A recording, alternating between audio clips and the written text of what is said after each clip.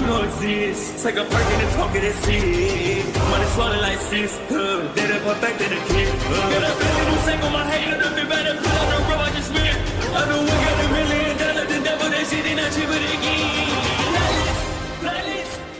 Hello and welcome back, fellow anime lovers, to MangaMuse. I am delighted to have you join us once again in the world of fanfiction and fantasy. This is the 5th part of What If Naruto Joins Percy Jackson and the Olympians. Special note, this fanfic is written in a masterpiece of HistorianoftheKais on FANFICTIONnet. Do check and support the author too. Now smash the like, share and subscribe button for more. Also press the bell icon so that you never miss such great parts. Thanks for the introduction. Now let's dive into the world. In record time, Naruto and Bucephalus returned to Alaska and came to the Hayato household. Naruto quickly grabbed the hidden key and unlocked the back door. He marched into the house knowing that Roswace was out on a teacher conference and Escalep was there as an adult supervisor to Issei. Not that Escalep was providing any real supervision, as both he and Issei were on the couch watching Pawn. Roswace had honestly given up the fight and accepted that her son had somehow become a major pervert. These days she mostly just focused on damage control, and to get him to be a functional member of society with his perversity. Naruto marched over to the widescreen television and pressed the off button without Escalep or Issei noticing his presence. Both perverts blinked their eyes in shock for a few seconds, trying to comprehend that the naughty nurse's breasts were no longer being displayed on the boob tube. As soon as they realized that the TV had been turned off, they both shouted out profanities. Naruto called out, "That's enough, you two. Issei, you can wait for Escalep to come back by reading those Pawn magazines of yours, or you can turn the TV back on when Escalep and I are out of the room. I honestly don't care what you do. As for you, Escalep, it's time you start talking about what happened during the Abyss War, because I have questions that need to be answered now." Escalep shot Naruto an angry look. You don't just come into a house someone is staying at, turn off their porn, and expect them to tell you about things that you want to know, Naruto. Besides, it's too dangerous for you to know more about that terrifying time. Just the fact that you know about the Abyss War's existence is dangerous enough for one with ties to Olympus. There is no reason why I should talk to you more about this matter. Now why don't you go back to your girlfriend's bed and let us poor souls enjoy what comfort we can get from the female form.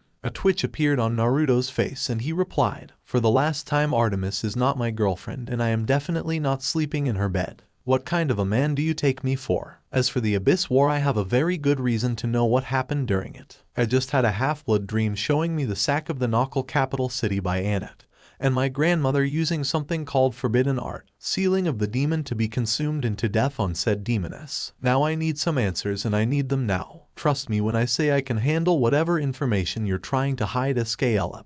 I can handle having my father seal a biju in my gut, despised by most people in my village during my early childhood, getting transported to another world, finding out my mother is a goddess, and that I've got ties to 2 different pantheons. There's not much left that can hope to shock me at this point." The coyote spirit resigned himself to the fact that Naruto knew too much to be kept in the dark any longer. He got off of the couch and told Issei, "I'm going to talk to Naruto about a few things. You can do whatever you want as long as you don't continue the naughty nurse's marathon before I return. If you do, I'll replace all of your pawn with Yai midget pawn. Are we clear on this point?" Issei rapidly nodded his head while looking a little green at thought of Escalep's punishment. Escalep and Naruto walked into Roswace's office, which was on the other side of the house. The coyote spirit closed the door behind them and motioned for Naruto to sit down. Once both of them were seated, he said, "All right, Naruto, I suppose it's time that you found out about why many things are as they are here in the West. Some of what I'm about to tell you has been hidden by the Olympians, and much more of it has been hidden from them by the regents. This is the kind of information that shatters one's perceptions of reality if one is not flexible enough to understand it. Don't talk about it to others unless you and others who are in the know agree that someone else can handle this knowledge and needs to know as well." Once Naruto nodded his head, Escalep began his explanation. This universe is even vaster than what mortals currently speculate thanks to their science. It and all the worlds in it are the creation of one massively powerful entity that deserves the metaphysical title of God with a capital G.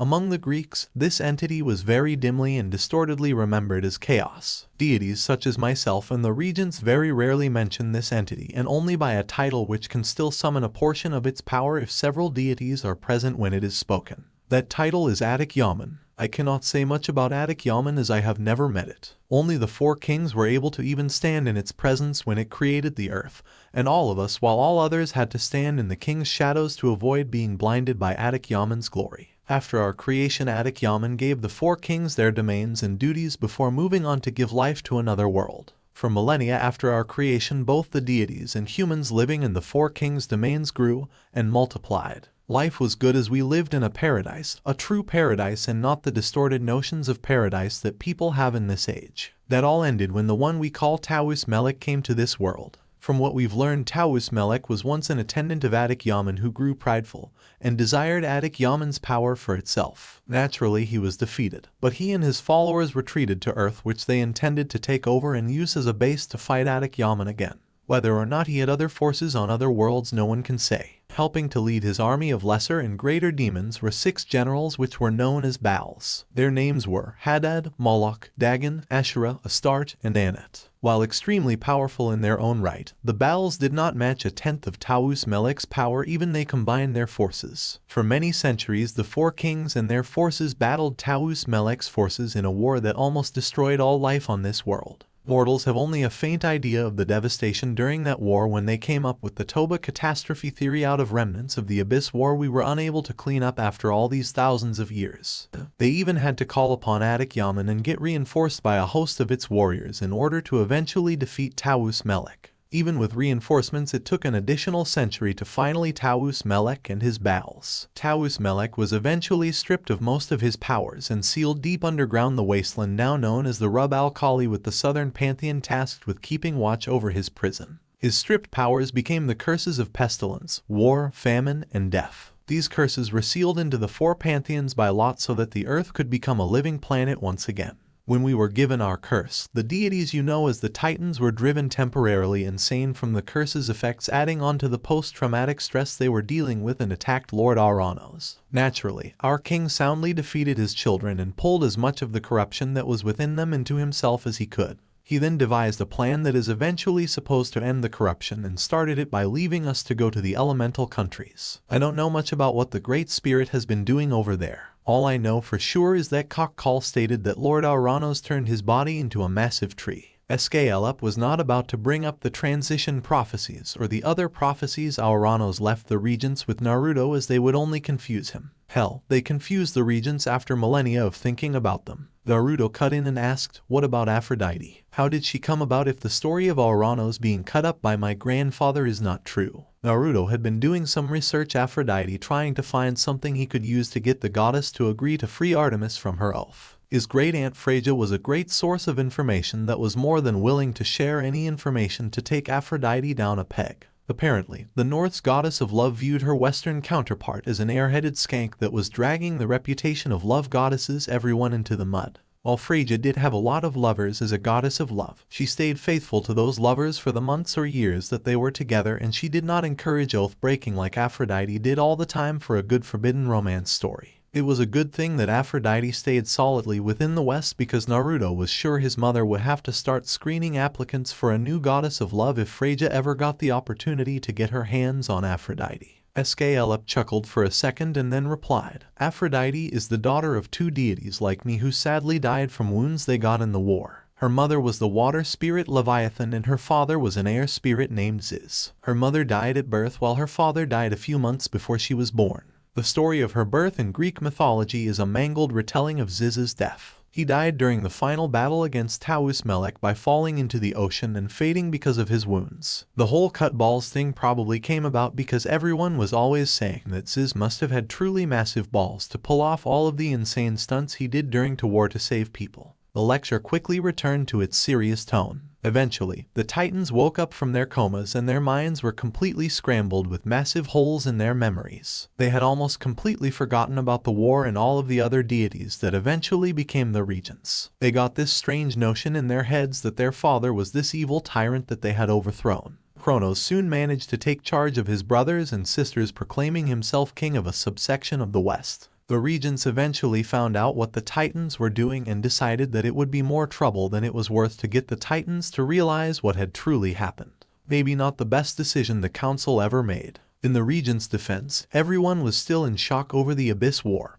and its after effects, along with the fact that we were all up to our eyeballs trying to get the West back together again. The Titans were hard workers, bringing the section of the West they claimed as theirs back into order, and were good rulers at that time. The thought of the council at the time was why ruined that in order to force them to remember hellish centuries of war. Now, in order for you to understand everything else that I'm going to talk to you about, we need to back up a bit and talk about the battles. They were handled in a different manner and were defeated before Taus Melek redeveloped the called forbidden art, sealing of the demon to be consumed into death technique after centuries of studying various runes. From what I understand, her notes for this technique traveled with the last of first race of man when we sent them to the elemental countries during the closing decades of the Abyss War to survive because the earth had become inhospitable to humans. Those notes eventually ended up with the Uzumaki clan, who used them to create the Shiki Fujin. With this technique, Ri was able to seal the battles one by one within her and turn their deplorable deeds against them to slowly cleanse their souls. She tried to use it against Taus Melek,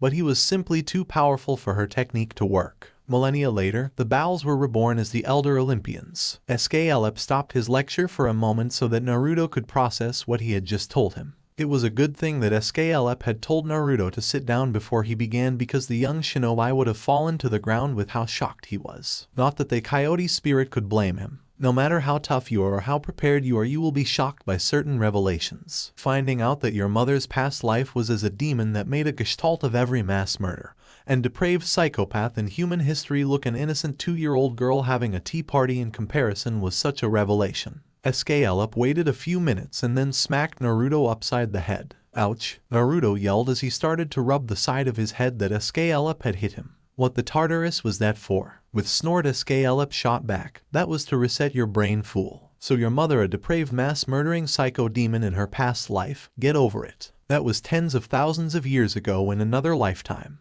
By the time she and her siblings were ready to be reborn, they weren't any worse than their cousins in terms of corruption or an inclination to evil. Unfortunately for them, Kronos dimly realized who their past lives were, and his own corruption distorted the threat of the battles against Earth from his suppressed memories into a personal threat against his power. That's why your mother and her siblings were swallowed at birth by their father. When we found out about what your grandfather was doing, we were preparing to rescue them. Unfortunately, Redeep sixed our plan when she decided to save Zeus in order to have one over her sisters. Victomi was not happy having to be undercover as Kronos' personal chief for the next 2 decades so that he could slip corruption-resistance drugs into Kronos' food in order to protect the Elder Olympians while we looked for the corruption pit Zeus was hidden in. Thankfully, Zeus was found before we exhausted our resources making those drugs, as they are not cost-effective at all. During the war between the Titans and the Olympians, the Regency Council supported the Olympians as they were the better of the 2 factors for mortals. Our support was covert because we had to focus on protecting mortals in this world from the worst effects of the war. After the war, things were slightly better in the areas now under Olympian management, so the Council decided to let things be instead of taking direct control. Unfortunately for us, there was one little fact about the corruption in the Olympians' previous incarnations that none of the regents knew for centuries, while Taus Melek did know. The corruption within the Olympians preserved an imprint of their past lives and created a similar imprint in all of their offspring.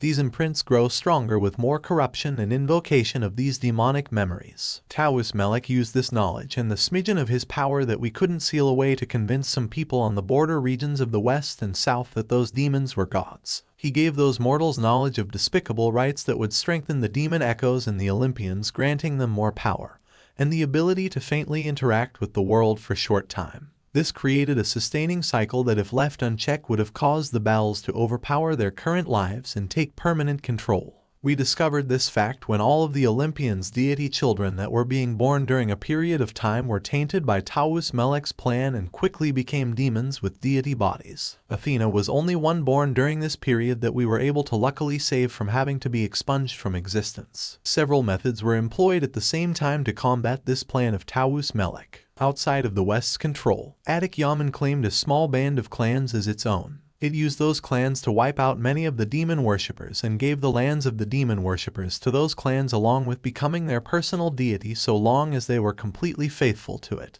While I haven't really followed things outside of the West, I have heard that the descendants of those clans had a very hard time living up to their end of the deal. In the West, everyone in the Council of Regents pooled their abilities together and created the Latin protocols. These protocols were based on our earlier work to keep Athena from succumbing to her demonic taint. The Latin protocols suppressed the demonic taint festering in the Olympians and mind-wiped those echoes of the elder Olympians and the tainted alter egos in the young Olympians of their demonic state. They then create a new personality on top of the demonic one based off of a god or goddess's true self. These personalities are harsher and perhaps a touch crueler than Olympians. However, they allow the demon sides to emerge in a controlled state from time to time, which can later be suppressed by the Olympians' true selves subconsciously after the Olympians have had a chance to rest. These deified demons, if you will, are known to mortals as the Roman gods. Creating what's known as the Roman gods was best solution we could find to handle this problem without having to wipe out the Olympians. For the most part it works, even if there are a few downsides to the situation. We've had to work to ensure that the Romans gods stay away from their offspring, as they are much more susceptible to corruption because of their demonic aspect.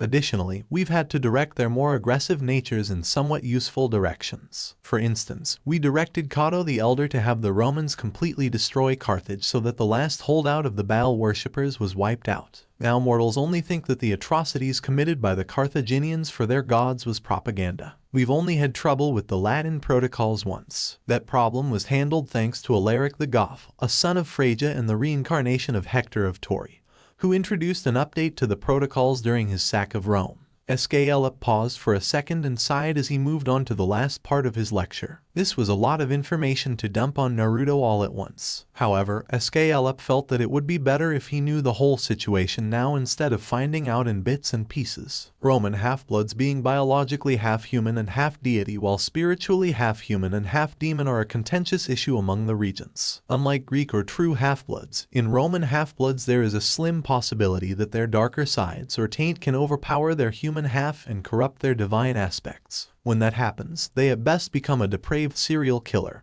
and at worst physically transform them into a minor demon. The odds of the second possibility happening when the taint consumes them are directly proportional to the half-blood's power. There is a small minority among the regents that feels Roman half-bloods represent too much of a risk to everyone in the West and that they should all be killed at birth. Thankfully, the rest of the regents have soundly defeated proposals to that effect when those jerks gather the courage to present them again. Lupa, who first came up with the Latin protocols I should mention, has argued and proven that Romans can be taught to avoid letting the taint consume them through harsh military discipline. Over the past 3 centuries, she's been able to maintain a 97% success rating. The 3% who sadly have too much corruption within themselves for the training to prevent the taint from taking control of them are put down by Lupa. She uses the cover story that they are too weak for Rome to explain these actions to the Romans when they found out about her killing young half-bloods centuries again. Escalip paused to walk over to Naruto and wrap his arm around the young teenager's shoulder. He pulled Naruto into a hug like an uncle and said, "That was a lot of stuff for you to find out about tonight, Naruto. Personally, I'd recommend getting a barrel of quality booze and a couple of hookers to spend the rest of the night with in order to deal with all of that information."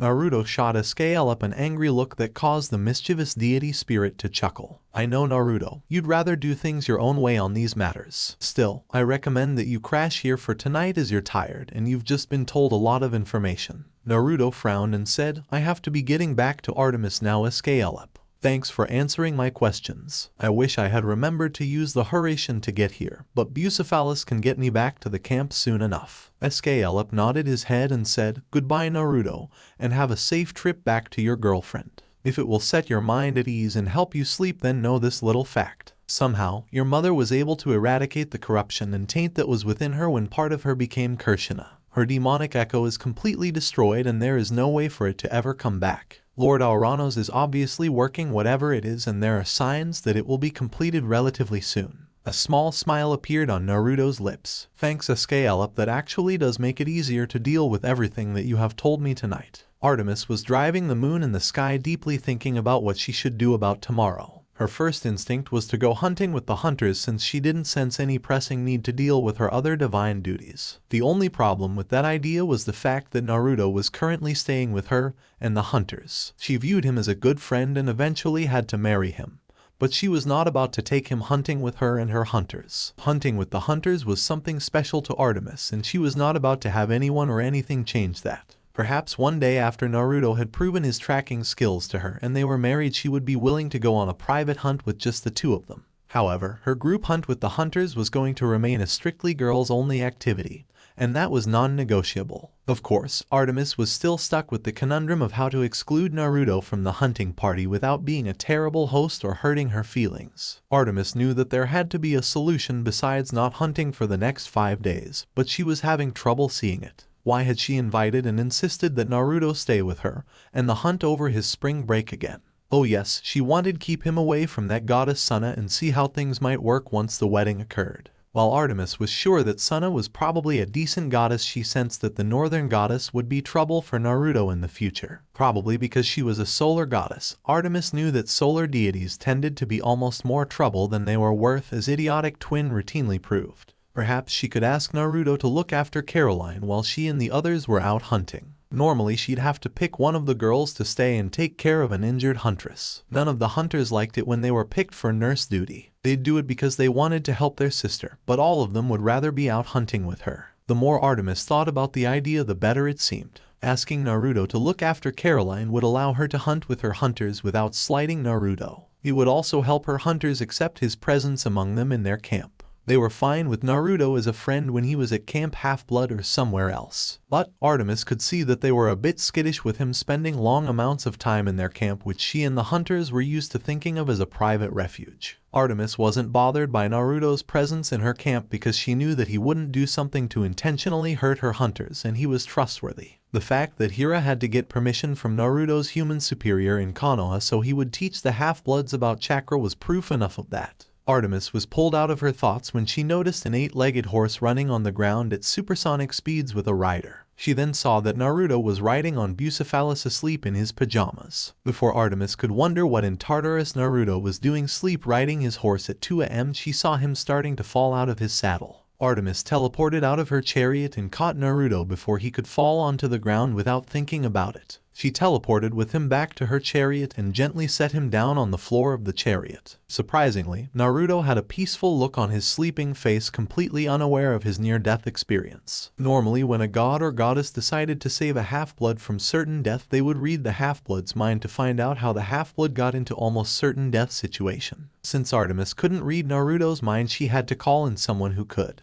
As Bucephalus was flying up to the lunar chariot to follow his master, Artemis called out, "I, Lady Artemis, beseech Lady Hira, Queen of the Heavens and the gods of Olympus, to hear my call and respond. Naruto has gotten into a very bizarre and dangerous situation." There was a flash of light by the side of the chariot as Hira appeared inside wearing a bathrobe over her nightgown. Hira instantly spotted her son sleeping by Artemis' feet and gave the goddess a hard look. "What is going on here, Artemis?" "I don't know, Hira." Artemis quickly shot back. "I was just doing my usual round when I spotted Naruto asleep in the saddle of his horse. I saved him when he was about to fall out of the saddle, but I have no idea why he was in that situation in the first place." Without needing to be asked, Hira immediately reached over and placed her hand on Naruto's forehead while she started to read his mind. All of the ichor drained from her face as she saw Naruto's dream and the lecture Escalep had given him. Artemis watched with growing trepidation as Hira's face grew paler and a shocked look which she had never recalled seeing on the queen's face appeared.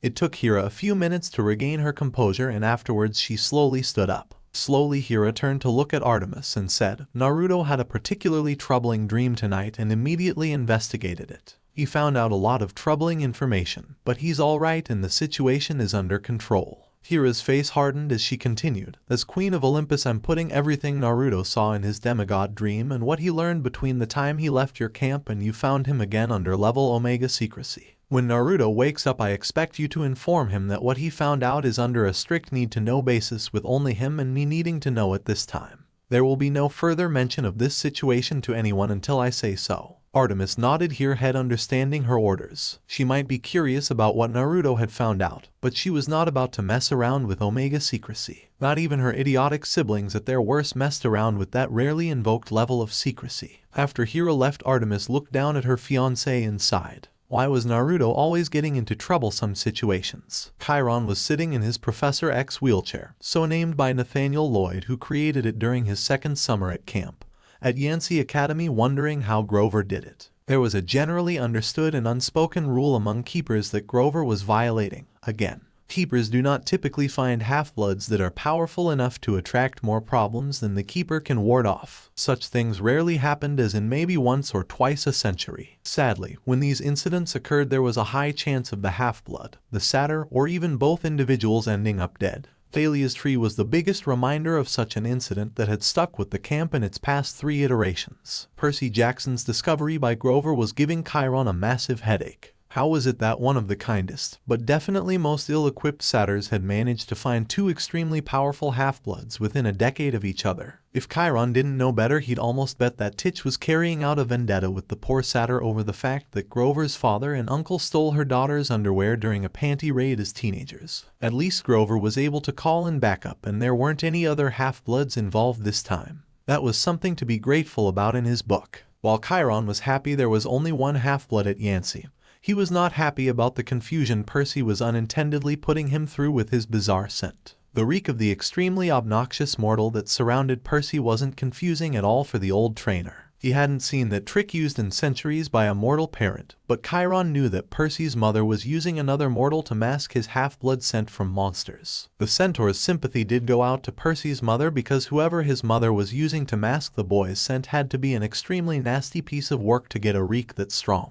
The fact that such a strong smell was needed to mask Percy's extremely strong scent raised a mental alarm in Chiron's mind. It likely meant that one of his younger brothers had lost their self-control and given him a nephew to look after. Percy being a mixed-blood half-blood was a distant, although very much hoped for by Chiron, second possibility. Mixed-blood half-bloods were typically stronger than regular half-bloods due to being more god than mortal. Valerie Frizzle, the last such half-blood Chiron had trained, had the strength to rival a child of the big 3. The only problem with that idea was that a half-blood or a legacy would not need to use a masking mortal odor to protect Percy. As troublesome as the strength of Percy's scent was, it was what was underneath the mortal reek hiding Percy's scent that really concerned Chiron. There was something off about Percy's scent in addition to his uncomfortably immense slumbering power. It wasn't the scent of a mixed-blood half-blood or the scent of monster ancestry. While rare, monsters did occasionally sire offspring with mortals. Foreign was probably the best word to describe what Chiron's experienced nose was sensing.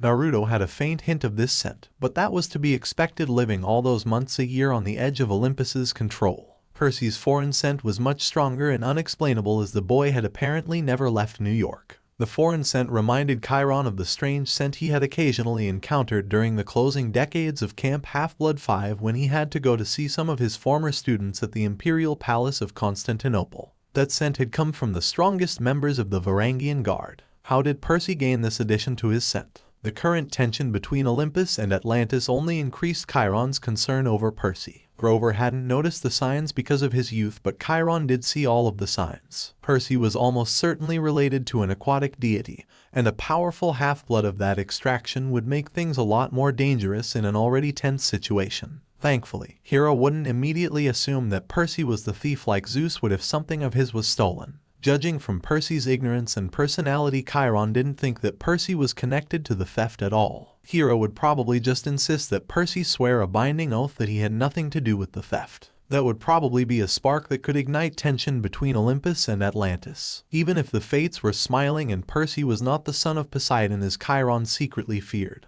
Poseidon would move to put the boy under his protection and insist that no oath was necessary. Poseidon had been pissed at Hera ever since she started to insist that Amphitrite swear her innocence to having any part of the theft on the river Styx. Anything that caused Hera headaches was far game in Poseidon's book until Hera stopped insisted on the oath and apologized for doubting Amphitrite's word. The foreign aspect of Percy's scent might hold the only hope of keeping this standoff from turning into an all-out war. It was an extreme long shot, but there was a very faint possibility that whatever was giving Percy's scent that foreign undertone was masking his true demigod heritage and making it seem like the boy had an aquatic divine heritage. While such a possibility was almost impossible, the old trainer could still hold out hope until faced with irrefutable evidence. In any case, he still had a duty to protect Percy and see him safely to Camp Half-Blood. Naruto returned back to Alaska on the last day of his spring break. Artemis accompanied him on his trip from the hunter's camp riding the Cyrenian hind.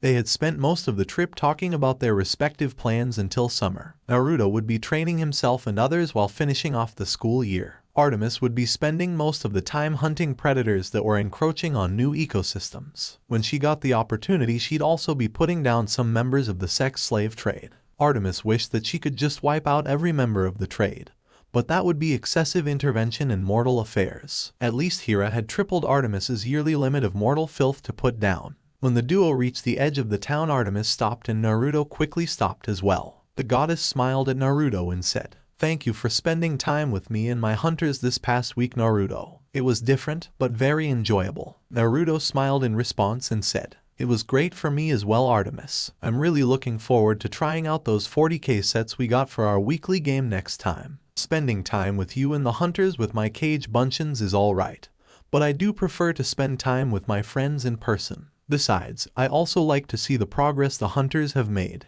All that extra practice the hunters do during your hunting trips has left them at the top of the ninja lessons. Until next time, Artemis." Artemis watched as Naruto rode into town and then frowned when she saw Sunna approaching on her motorcycle from the sky. The Greek goddess clenched her teeth together as she felt a burst of anger at Sunna's approach. She hadn't even left the vicinity of the town and that goddess was moving in to have her way with Naruto. The urge to go into town and punch the Norse goddess welled up inside of Artemis and she was barely able to control it.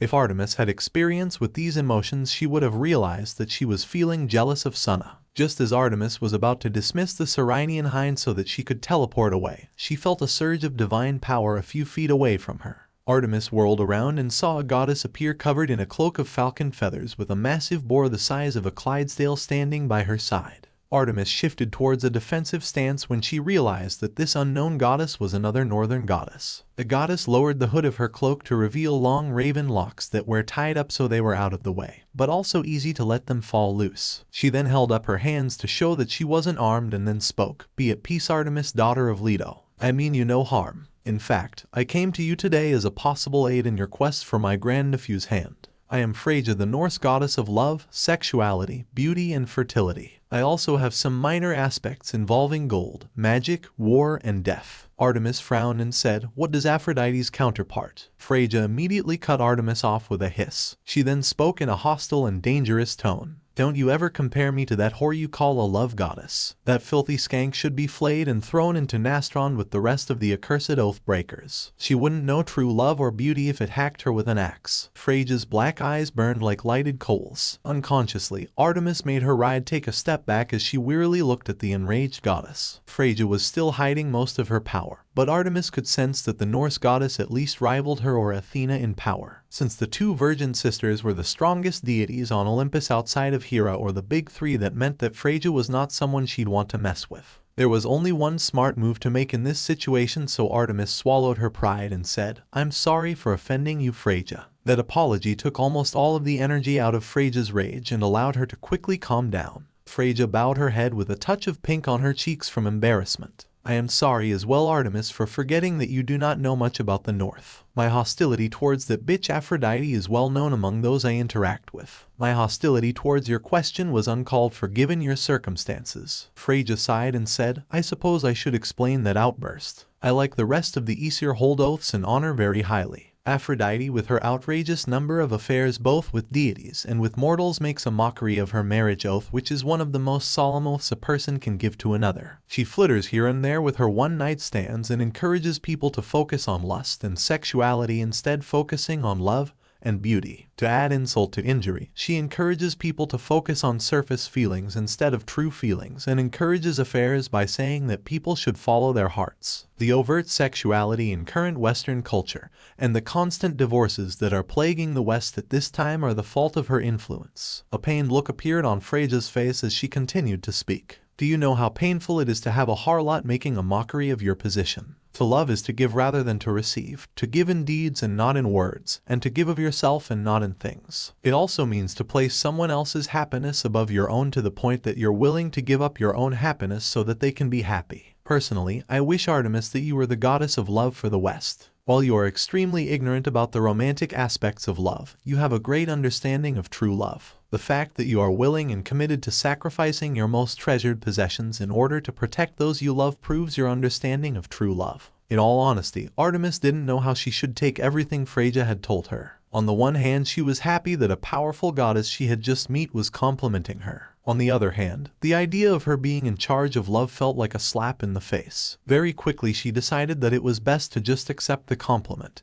and figure that Aphrodite was so horrible at her job in Fria's eyes that anyone would be a better replacement. To put the whole thing behind her, the Western goddess inquired, "Before we got off topic, you mentioned that you wanted to help me with your grandnephew." The Norse goddess of love nodded her head and answered Artemis. "I am speaking of course about Naruto Uzumaki, who is, as you should know, is the grandson of my brother Freyr. You have done an admirable job with starting to gain his affections and possibly his love. However, you have not secured his love or his hand. There is still space for Aphrodite to arrange for someone else to become Naruto's wife or possibly his first wife. Before you can say anything, even oaths like the one Naruto gave you can be broken or negated." Artemis wasn't sure what frightened her more, the idea of Naruto having multiple wives or the idea of Naruto not marrying her. Although, she did know that the source of her fear over Naruto not marrying her was not as clear-cut as it used to be. In a low voice she asked, "How can that happen?" Fria gave Artemis a hard look and said, "Love is an extremely complex emotion. It can withstand the hardest trials without a scratch, and it can also shatter in an instant into rage. The factor that determines which way love goes is honesty. One must be honest with themselves and with their partner, or a couple's love will not last no matter how much effort they put into it."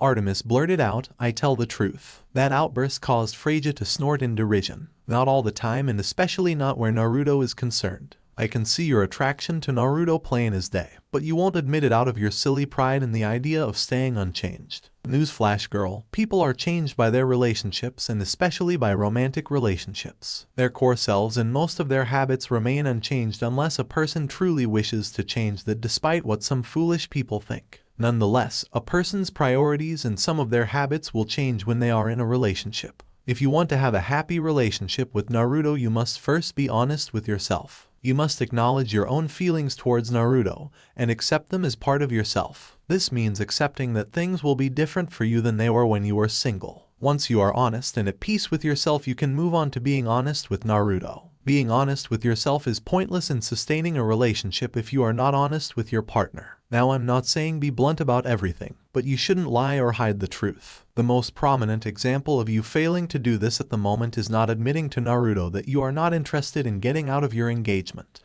If you do not tell Naruto, I can promise you that Aphrodite will find out and use it to turn him against you. Fria then got on her boar and gave one final warning. Heed my advice or not at your own peril, Artemis. It is your life and the consequences of your decisions are yours to deal with. If you listen to my advice, I will be willing to help you further in the future. If you do not, I will not help you and let you deal with Aphrodite's machinations against you and Naruto by yourself. As much as I don't want Aphrodite to win her bet with you, I will not help someone who will not help themselves." Fria then vanished in a flash of light, leaving a very confused and frightened Artemis behind. Life continued on as it always did for Naruto after his spring break with Artemis and the hunt. Every day after school, Naruto either having extra classes with Sunna, studying under Sklep, or spending time with Artemis. Saturday was Naruto's effective day of rest, spending most of the day after a quick workout with Arnold, Issei, and especially his mother. On Sunday, Naruto did independent training and prepared scrolls full of cage bunchins for other half-bloods. The number of scrolls had increased since Naruto first started making them, as Camp Half-Blood alumni started putting in orders for personal chakra training. Thanks to the alumni actually buying Naruto's scrolls, even though he would have offered them for free, he was making almost 100 drachma a month. Naruto was currently in Roswace's class, half-heartedly listening to her lecture. He was honestly trying to pay attention to the lecture, and Roswace was doing her best to make it interesting. However, it was just so boring to Naruto that he had to use most of his willpower to keep himself from zoning out like most of the class was doing. Then, just as Naruto was about to force himself again to focus on the lecture, he felt one of his Hiraishin kunai get used a vast distance away. Naruto every item with his Hiraishin seal formula sealed on his person at all times except for a few kunai that he had handed out for emergency purposes. Almost immediately, Naruto stood up while also manipulating the mist. He firmly looked Roswace in the eye and said, "I'm not feeling well at all, Mrs. Hayato. I need to go see the nurse to make sure it's not something contagious." Roswace nodded her head and let Naruto leave the classroom, adding her power over the weave to his. Naruto hurried over to the classroom door and activated the Hiraishin jutsu as he touched the doorknob. The instant Naruto finished teleporting, he took a defensive posture and tried to take stock of his surroundings. He was outside of a half-destroyed fancy school building with hundreds of teens running around screaming their heads off. Naruto picked up his Hiraishin kunai and then locked his eyes on the massive three-headed dragon that was tearing up the school building. Very quickly Suna's lessons came rushing back to Naruto, and then he muttered, "What the Tartarus is a Zime Goronich doing this deep in the west?" Monsters typically stayed in the areas under the control of the pantheon they traditionally opposed. Naruto wasn't sure why that was the case, and none of his teachers knew either. Inter-domain monster migration patterns was not a priority issue for anyone who knew about the different domains to really research. The Zimes, and especially the Zime Goronichs, were an exception to the general rule of thumb regarding monster habitats. Many Zimes had followed, or perhaps chased, the South Slavic tribes out of the north and into the west. A few Zemis had continued their hunt and settled in the west, typically in isolated areas far from Olympus or the regent's interests. What could have caused this dragon to suddenly attack in an area deep in the west? Naruto knew that he had to be deep in the west, as none of the people he gave a Hiraishin kunai to would venture near the edges of Olympus's control. Chiron suddenly crashed out of second-story window and unleashing a barrage of arrows at the Zime while he soared through the air. The centaur landed next to Naruto and said, "Thank Olympus you came, Naruto. I've got a powerful half-blood of unknown lineage mixed up somewhere in all of these panicking mortals, and a massive dragon-like monster that I've never seen before that's suddenly shown up on a rampage." Naruto cut Chiron off and said, "That's a Zime Goronich, Chiron. Its scales are tougher than celestial bronze, and it is physically at least as strong as it looks. Cutting off one of its heads won't cause it to grow multiple new ones, but it can regenerate a head after a few hours. Besides their teeth, claws, and tails, Zime Goronichs naturally breathe fire. Judging by the slate-gray color of its scales, this Zime is over a century old, which means it will have sentience along with access to storm-related magic." Seconds after Naruto said this, the center head of the Zime roared into the sky, summoning lightning bolts. While pulling out an emergency bottle of Hydra blood, Chiron nodded his head carefully, listening to Naruto's explanation. Chiron was curious as to how Naruto knew all of this, but that could wait until another time. Chiron then called out, "Form several clones, Naruto, and have them create a barrier to protect the mortals. Grover will get the half-blood out of the school. You and I will focus on defeating this Zime Goronich." The old centaur finished his orders by letting 3 arrows fly at once towards the Zime's head. Unfortunately for Chiron, the 3 heads moved so that the deadly arrows harmlessly bounced the cold iron-hard scales. A dozen clones instantly appeared behind Naruto, half scattered to form a barrier around the terrified mortals. The other clones joined Naruto in creating wind-style rasengan cannons. They then quickly fired the rasengans at the Zime.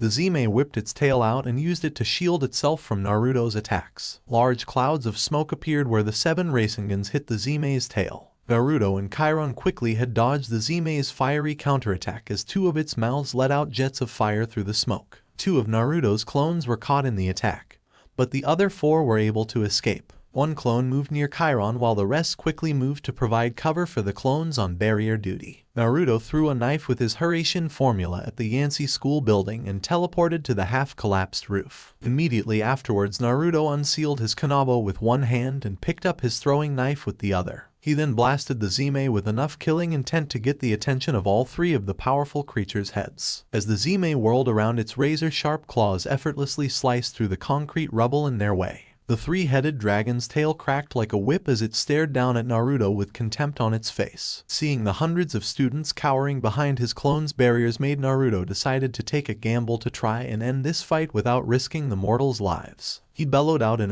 Germanic, "Why are you attacking?" The Zime froze in shock, hearing the tongue of the north. Naruto motioned to Chiron with one of his cage buncheons to hold his next volley as he continued to speak to the Zime. "What reason could have caused you venture so far from your cave? If you tell me, I can perhaps solve it without more destruction. No mortals have died yet, so this situation can still end without bloodshed. But this is the last chance we have before going to that abyss." The Zime's heads almost seemed to be puzzled as it listened to Naruto's words. For a second, Naruto thought that he might be able to convince the Zime to leave. Older Zime usually preferred to stay near their cave so that they can protect their horde. Even with that hope, Naruto carefully observed the Zime and noted the scales damaged by his rasengans in case negotiations went south. Because he was observing the Zime, he could see that all 6 eyes briefly glowed before it let out a defiant roar. Naruto jumped back and avoided a blast of fire while a grim look appeared on his face. Something was obviously controlling this Zime, and Naruto couldn't sense a genjutsu on the creature for him to dispel. In a low, almost mournful tone, Naruto whispered in Germanic, "I'm sorry for what I'll have to do to you in order to protect the mortals caught in this situation." Naruto then created a cage bunshin that dispelled almost immediately after he created it in order to update all the other clones. Here his son landed on the roof and then jumped to another section of the roof. He then jumped onto the Zime's tail and lifted his kanabo above his head while shifting the kanabo to his maximum weight. Once the kanabo weighed 600,000 tons, Naruto guided its fall onto the base of the Zeme's tail. Chiron watched in worry as Naruto caused Yancy's roof to collapse, pulling him and the Zeme into the basement. Yancy might have been solidly built, but Chiron didn't know of any mortal building made that could withstand the equivalent impact of 3 of the largest fully laden cargo ships suddenly hitting the roof. The magical storm around the academy suddenly increased in its fury, echoing the muffled scream of the dragon in the basement. Chiron saw the Naruto clone near him pull out a Hiraishin knife and threw it at the floor. Naruto appeared where the clone's knife landed, painting from the strain of holding his kanabo at its maximum weight. With luck, the pain from that attack will break the hold of whatever is forcing the Zeme to attack us. If not, we'll be lucky and it will quickly die from the trauma. It was a little surprising to Chiron that Naruto wanted to end the battle without killing the monster. He remembered what Naruto told the campers during the previous summer session about the importance of respecting life. However, Naruto's attitude was so different from the majority of heroes Chiron had trained that it still surprised him. Most half-bloods would want the glory of killing a dragon, with almost all the rest being concerned with surviving the monster attack. Titch was apparently in a bitchy mood as the school rubble started to shake. Naruto looked at his clone and both of them nodded. Chiron, we'll get an opening in the Zeme's armor when it emerges. If you've got any more Hydra blood, I'd suggest you get it ready now. As Naruto was saying this, he and his clone each prepared a rasengan. Chiron quickly pulled out his bottle of Hydra blood, had enough blood for one more arrow. The Narutos saw how empty the bottle was, decided to focus their attack on the Zeme's heart. All 3 of the Zeme's heads roared out in agonizing defiance as they burst through the school rubble. It was obvious to Naruto and Chiron that Naruto's attack and the resulting building collapse had done a number on the Zeme. The 3-headed dragon's front paws were shaky as they emerged. One of its wings was folded in an unnatural angle and both wings had gashes in the wing membranes. Apparently the Zeme's hind legs had taken out by the attack, as the dragon was only moving by pushing with its front legs. This was probably due to spinal damage caused by shockwaves from the attack. While physically crippled, the Zeme was not out of the fight yet as it slowly tried to clear the rubble. The storm around the campus ramped up to hurricane levels and the lightning strikes exponentially increased. Chiron and the Naruto clones were forced to constantly dodge the magically created lightning.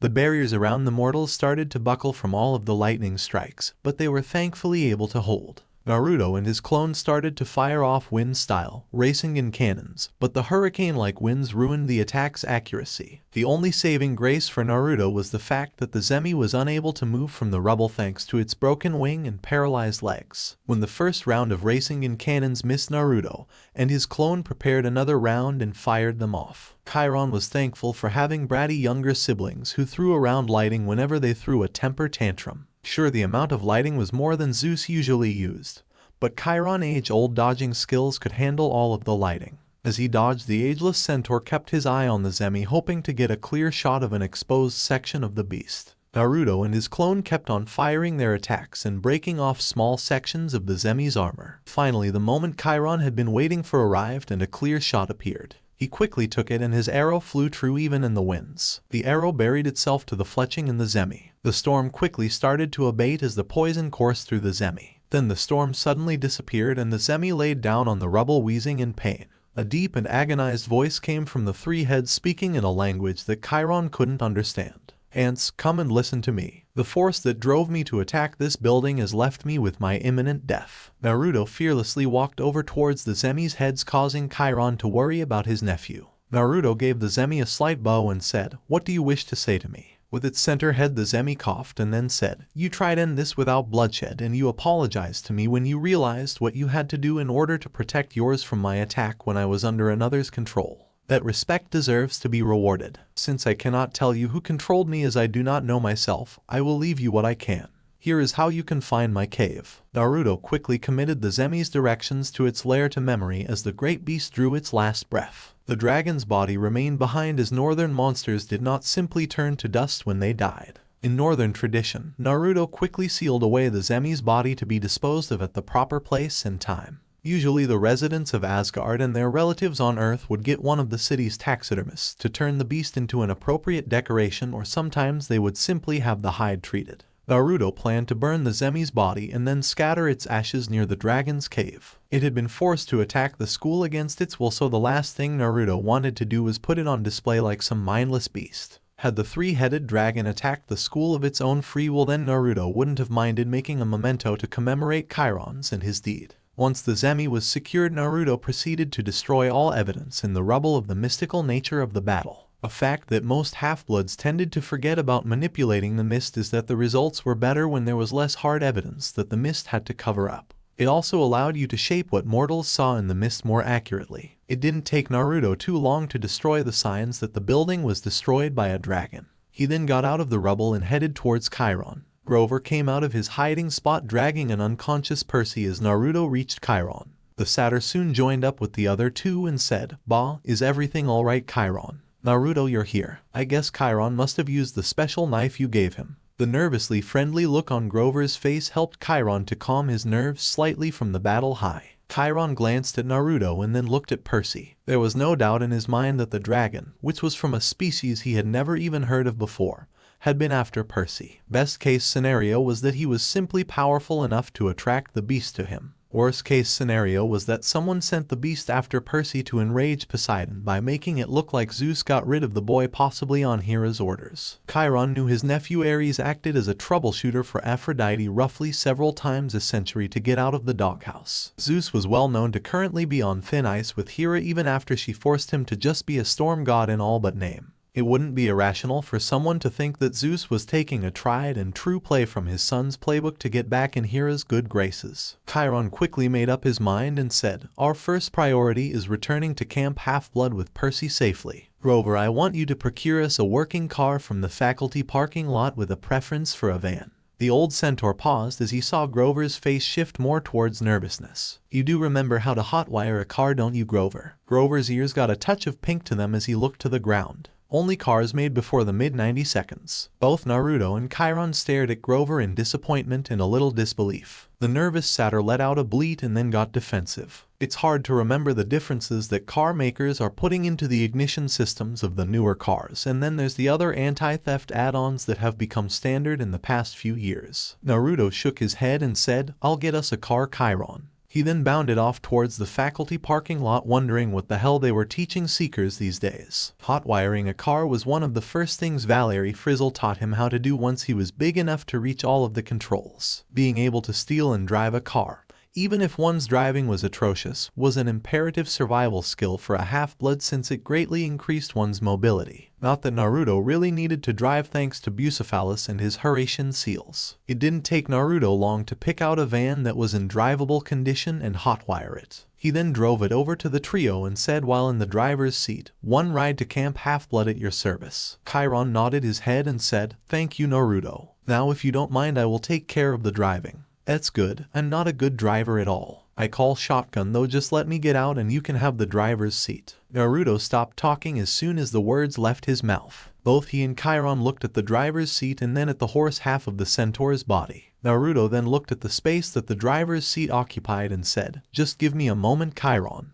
The demigod shinobi unbuckled and hopped out of the van. As soon as Naruto was out, he grabbed the driver's chair and ripped it out of the van. Then he tossed the chair over into the school rubble. That should have the added bonus of reinforcing the illusion the mist was projecting that school was hit by a car bomb. "Well," Chiron said with a little amusement, "that solves that problem." He then got into the van, sitting his hind legs where the seat used to be and put his front hooves on the pedals. Naruto jumped over the van, landed at the passenger side door, and quickly made good his claim to the shotgun seat. Grover had to drag Percy over to the van, put the unconscious boy in a seat, buckle his friend up, and then get into his own seat. As soon as everyone was buckled up, Chiron put the pedal to the metal and drove off towards Camp Half-Blood. Self-reflection was perhaps the hardest art that a deity could try to perform. The art was hard enough for mortals to perform on themselves, but even the most pig-headed mortal could examine themselves and their actions far better than any deity could. Mortals could look at the world and realize there were things outside of their control. That realization created a seed of humility which could allow them realize their faults and strive to correct them. Mortality itself also helped mortals realize their faults, as it drove many of them to think about what they did in life and how that life would be remembered. On the other hand, deities were generally prideful, shallow, and creatures of the moment. Almost every deity could dream of ascending in power over other deities. Immortality dulled life's lessons as deities could outlive the consequences of their mistakes. Thanks to their curse of death at the end of every Ragnarok, the Aesir got to experience mortality, and all of the benefits it brought them. The lessons they learned in each lifetime tended to dull a bit over, but each cycle saw improvements in the Aesir's actions. It drove them to try and become the kind of gods mortals wanted to rule over them. Not that the Aesir or even the deities in general who remembered the Abyss War had been cruel or uncaring towards mortals. It's just that it was generally hard for them to feel much for the current race of man when comparing it to the first race. A deity's power also tended to make it hard for them to feel sympathy and compassion for others. Artemis did not know about these facts when she set out to think about Fria's conversation that the Norse goddess had had with her almost a month ago. However, she was quickly learning why the Eastern pantheon had labeled humanity as the best of existences on Earth. It had taken her this long just to be able to start really looking over her actions. The fact that Artemis was able to do so this fast was remarkable, and had only happened because of the hunters. Spending time with and being responsible for the hunters gave her practice in looking beyond her immediate wants and desires. Looking back on her actions, the goddess couldn't help being annoyed at her actions after she found out about Naruto's existence. She had the right to be upset over finding out that her multi-millennia-long lifestyle was about to end. It was understandable that she was worried over what being married might mean for her, especially when one considered the fact that a few men she had previously let get close to her had tried to rape her. Thankfully, those men had been quite rare among the number male acquaintances and friends she had over the ages, even if they tended to predominate the myths that mortals had passed on. Part of her was still annoyed that Homer ignored her friendship with Hector and his wife, even if it was done to keep mortals from thinking that Hector's deeds had been achieved through divine favor. However, her behavior in the weeks and months following her learning about Naruto was not acceptable, even if Artemis still didn't want to admit it out loud. She was barely able to break her pride enough to admit to herself that there was a problem with her actions back then. Inner turmoil or not, there was no excuse for being practically paralyzed for months because of her fear. As the leader of the hunt, it was her responsibility to look after all of her hunters, and she had effectively abandoned them during that period. Thankfully, Zoe had been able to pick up the slack like a good lieutenant. Most of the goddess's interactions with Naruto left her feeling uneasy, uncertain, anxious, often happy, and sometimes even elated when she reflected on them. The reason why Artemis had these feelings eluded her. She still had a long way to go before her meditation efforts could get past the stubbornness and pride she had inherited from her father. What Artemis did realize at the moment from her meditations is that she usually enjoyed Naruto's presence, and that she enjoyed it more than she usually enjoyed her occasional male acquaintances. The fact that she had found herself enjoying Naruto's company was an unexpected bonus from the fates in Artemis's mind. As Artemis continued her meditation, her thoughts drifted to the night when Naruto suddenly left her hunter's camp.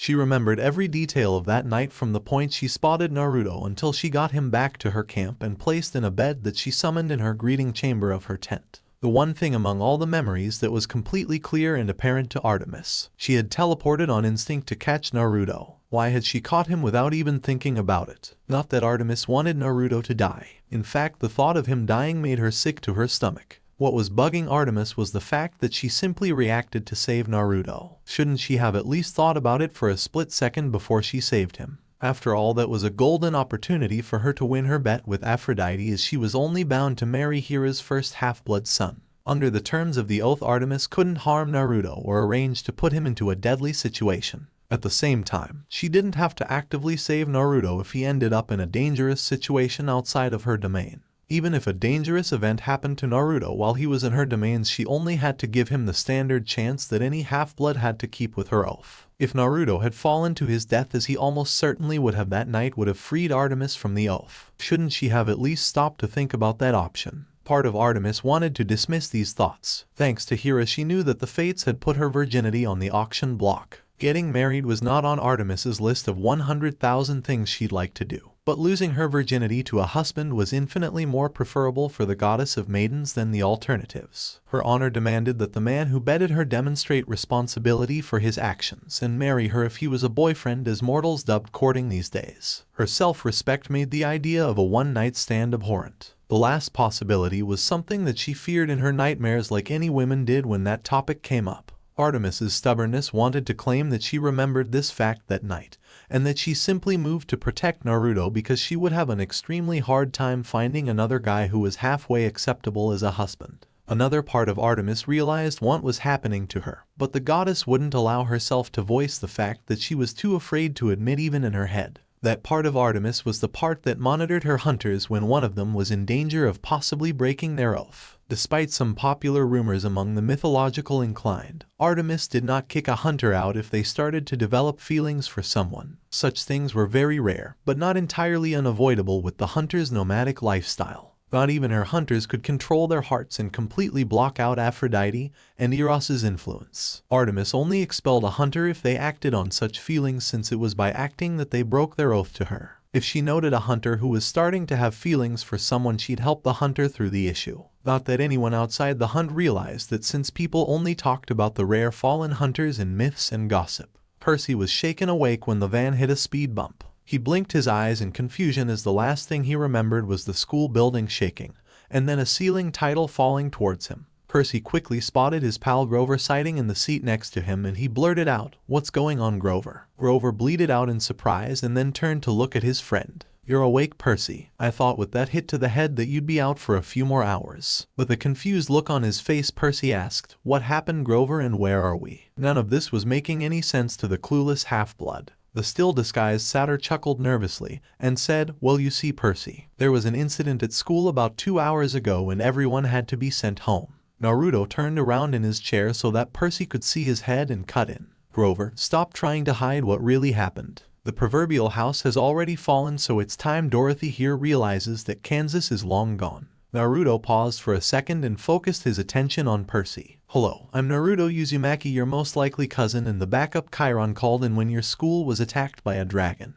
Percy's eyes bulged in shock when he heard Naruto say that. "What? How could the school be attacked by a dragon? They aren't." The younger demigod was cut off by a glare from Naruto. The older demigod quickly started to explain things to Percy. "Yes, dragons are real. Regular mortals only know about them in myths because dragons, along with everything else that can be regarded as mythical, are typically hidden from their sight. That monster that attacked you on that school trip of yours was an example of how mythological things typically hide among mortals." Naruto paused to give a heated glare to Chiron. Hira's son loved and greatly respected his uncle. The ageless centaur had ensured that the vast majority of half-bloods survived and lived full lives. However, Naruto wanted to know what the Tartarus he was thinking leaving Percy and Yancy after the monster attack at the museum. Basic Protection Detail 101 Lesson 1 stated that if the principal is attacked, you get the principal to a safe location. Chiron at least had the decency to look embarrassed as his nephew glared at him. Given the dragon attack, Chiron had to admit that he had been a little careless in watching over Percy's safety after the Fury attack. In his defense, keeping a half-blood sent weak while educating them about the basics of the mythological world was a sound tactic that had worked very well in the past. Chiron also knew that he was one of the best fighters one could find outside of gods, and he was very knowledgeable about almost every beast that would want to attack a half-blood. Most low-level monsters tended to avoid being in the same area he was in, deeming it too much trouble to go after a half-blood under his protection. How was he to know that Titch would throw him a curveball in the form of that Zemi? Percy followed Naruto's glare and his eyes bulged out in shock when he saw a centaur driving the van. His shock only increased when he got a look at the centaur's face and blurted out, "Mr. Brunner." Naruto shot his uncle an amused grin and said, "Interesting cover name, Chiron." He then turned back to look at Percy and said, "Yes, we are in a car being driven by a centaur. The only fact about this that is of any real importance is that it is proof you have left that nice cozy box you called reality behind and have entered Wonderland. Now focus on me and what I have to tell you, because it is very important for your future safety. The gods and monsters that Chiron was teaching you about all year in school are real. Like me, you are lucky or unlucky enough to be a half-blood, a being that in older times was more popularly known as a demigod. Don't bother trying to deny it, Percy. Everyone who knows about the mythical side of the world can figure out what you are. ADHD and dyslexia together are a strong sign to those in the know. Mystical creatures, especially the hostile ones typically called monsters, can smell your non-human half. Others like myself who have a gift for sensing the world around us can pick up the divine tint in your presence, which signifies your mixed blood. Denying the truth or pretending that this is all some weird dream does you no good and will actually hurt you. The sooner you accept this, the sooner you can get over it and start preparing to live the rest of your life. Chiron coughed and then spoke up. Naruto, I think you're being a little too forceful in your approach in explaining things to Percy. We are talking about a fundamental change in how young Mr. Jackson understands and views the world. Such a paradigm change is inherently very stressful and confusing. It's even more so when one considers the exact nature that forced this early revelation before he could be properly prepared. Naruto rolled his eyes and replied, if Dorothy here needs to have his mental circuit breakers reset once I'm done giving him the 411, I'll just throw him into the lake at camp to wake him back up. As someone who has gone through several earth-shattering paradigm changes, I can tell you that the slow and gentle approach does not work very well. It's better to quickly go about it like ripping off a band-aid. Besides, what other choice do you have but to tell him everything now since he's dragon bait? Are you going to keep him locked up in the big house for the next month and introduce him one by one to every nymph, satyr, half-blood, and harpy in camp? A small smirk appeared on Naruto's face when he saw Chiron blush slightly. Percy reached his breaking point and started to unbuckle his seatbelt. He wanted out of this crazy van and back to sanity. Even dealing with Smelly Gabe was preferable at the moment for Percy than dealing with this insanity. At least with Smelly Gabe, Percy knew when to hide and how to roll with the punches. Perhaps if he was really lucky, Percy tried to rationalize to himself, he would wake up and realize that this was just a dream. Just as Percy was about to completely undo his seatbelt, Naruto sprang into action. Naruto shoved his cousin back into his seat, ridded Percy's seatbelt, and then pulled out a pocket knife. Before Grover or Chiron could even register what Naruto had done, the older half-blood used his pocket knife on Percy to create a shallow cut that barely drew blood. Naruto quickly closed up his pocket knife and wanted to shake his head at Percy, wincing and grabbing his arm. How could such a small and shallow cut bother the boy? There was barely any blood coming from the cut. Tartarus, Naruto had gotten worse cuts from underbrush when going through wooded areas. Naruto glared at Percy and firmly said, as that little cut I just gave you proves this is all real. If you want to live beyond your next birthday, it is imperative that you listen to what I have to say and accept it. You don't have to like it. Tartarus, there are many facts about the real world that people hate when they learn about them, but whether or not you like something doesn't change the fact that it exists. You are a half-blood like me. Your father is a god, although we do not know who he is at the moment. Because of your divine blood, you will have access to abilities that mortals do not. However, you will also have to be on your guard against monster attacks. All of the monsters Chiron covered this year with you exist for real, and they constantly reform themselves. Sadly, monsters and half-bloods have been feuding for millennia. Monsters attack us partly in revenge for our older siblings killing them in the past, and partly as preemptive strike against half-bloods trying to kill them for a quest. A dragon attacked Yancy, apparently homing in on your half-blood scent. Because of this, you're being taken back to Camp Half-Blood now for survival training instead of waiting a few months until the summer session starts. While I cannot say this for sure, you're probably going to have to pass some sort of competency test before anyone will let you out of Camp Half-Blood. If we didn't, then we might as well kill you ourselves. At least then you'd die less painfully than from a monster attack. There are monsters that can swallow you in one bite. As a person who has been swallowed by and escaped from a giant snake, I can testify that you really don't want to die in that manner. The van stopped at a stoplight, allowing Chiron to pull out a small water bottle that the van's owner had set in the door and hand it to Percy. He then spoke up and said, "While I find Naruto's words to be heavy-handed, Percy, you should understand where he is coming from. Even a regular trained half-blood has to be on guard most of the time to protect themselves. For someone like you who is currently untrained and who unfortunately has a very strong scent, the risk of being attacked is much worse. Why don't you have some water and enjoy the ride to camp for the time being? I promise that we will ensure that you have everything you need to be safe soon enough." Percy hesitantly accepted the water from Chiron and looked down at his feet. The van jolted into motion as soon as the light turned green, splashing a little bit of water onto Percy's arm. Chiron observed the splash out of the corner of his eye using the rearview mirror. His eyes narrowed when he saw the small cut on Percy's arm disappear. As he feared, the water had healed Percy when it spilled slightly as he intended it to do. Only one godly lineage could bestow that kind of healing with just a few drops of water. Unfortunately, that meant that Percy's presence signaled bad or worse events coming on the horizon at camp depending on his place in that lineage. Gabe Ugliano was in an extremely foul mood and had been hitting the booze early today. That was never a good combo, as Sally Jackson had learned over the years she had unfortunately been married to Gabe. Many stuck with an abusive husband would think that was either somehow all their fault or they would be praying for him to change back into the man they knew he once was again. Sally just stoically endured Gabe's tempers and did her best to avoid his attention when he wasn't in a semi-civil mood. She had been well aware that Gabe was poor excuse of a man when she met him and accepted putting up with him in order to spend more time with Percy in relative safety. She never prayed about her marriage or about Gabe in general as she was worried about attracting Hira's attention. The myths were quiet on Hira's attitudes towards her other siblings' illegitimate children outside of her opinion of her husband's infidelities. Still, Sally figured that it would be better to cautious and not risk a goddess's wrath. Suddenly, the TV show Gabe was watching was cut off as an emergency news broadcast was put on. The announcer on TV bowed his head and said, "Sorry for interrupting your regular broadcast. However, it is my duty to inform you all that there has been a terrorist attack that has recently occurred here in New York State. This is the second major terrorist attack against the United States this decade." A picture of the smoking rubble of Yancy Academy appeared on the TV next to the news anchorman.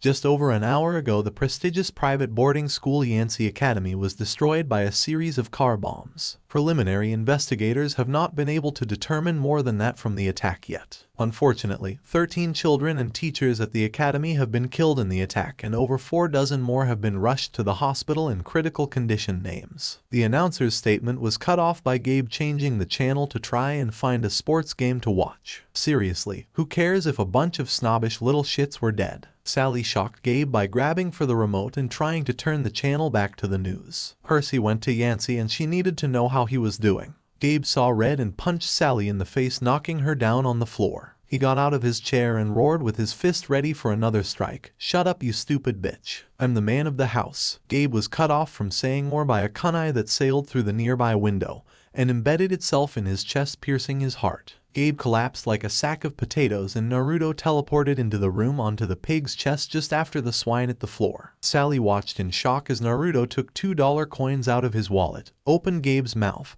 and placed the coins in the dead man's mouth. Naruto quickly closed Gabe's mouth and said, "Chiron, please accept this payment to carry this man's shade swiftly across the river so that he might be judged for his actions in life." Naruto knew that he'd later regret taking Gabe's life, although he didn't feel anything but disgust for the man at the moment. Culturally, the elemental nations took a very dim view on spousal abuse, and that was magnified in the shinobi villages. While wives were traditionally subordinate to their husbands among the nobility, husbands were expected to care for and protect their wives. To mistreat, let alone abuse one's wife, was a massive dishonor that stained a man's personal honor, and the honor of his entire clan.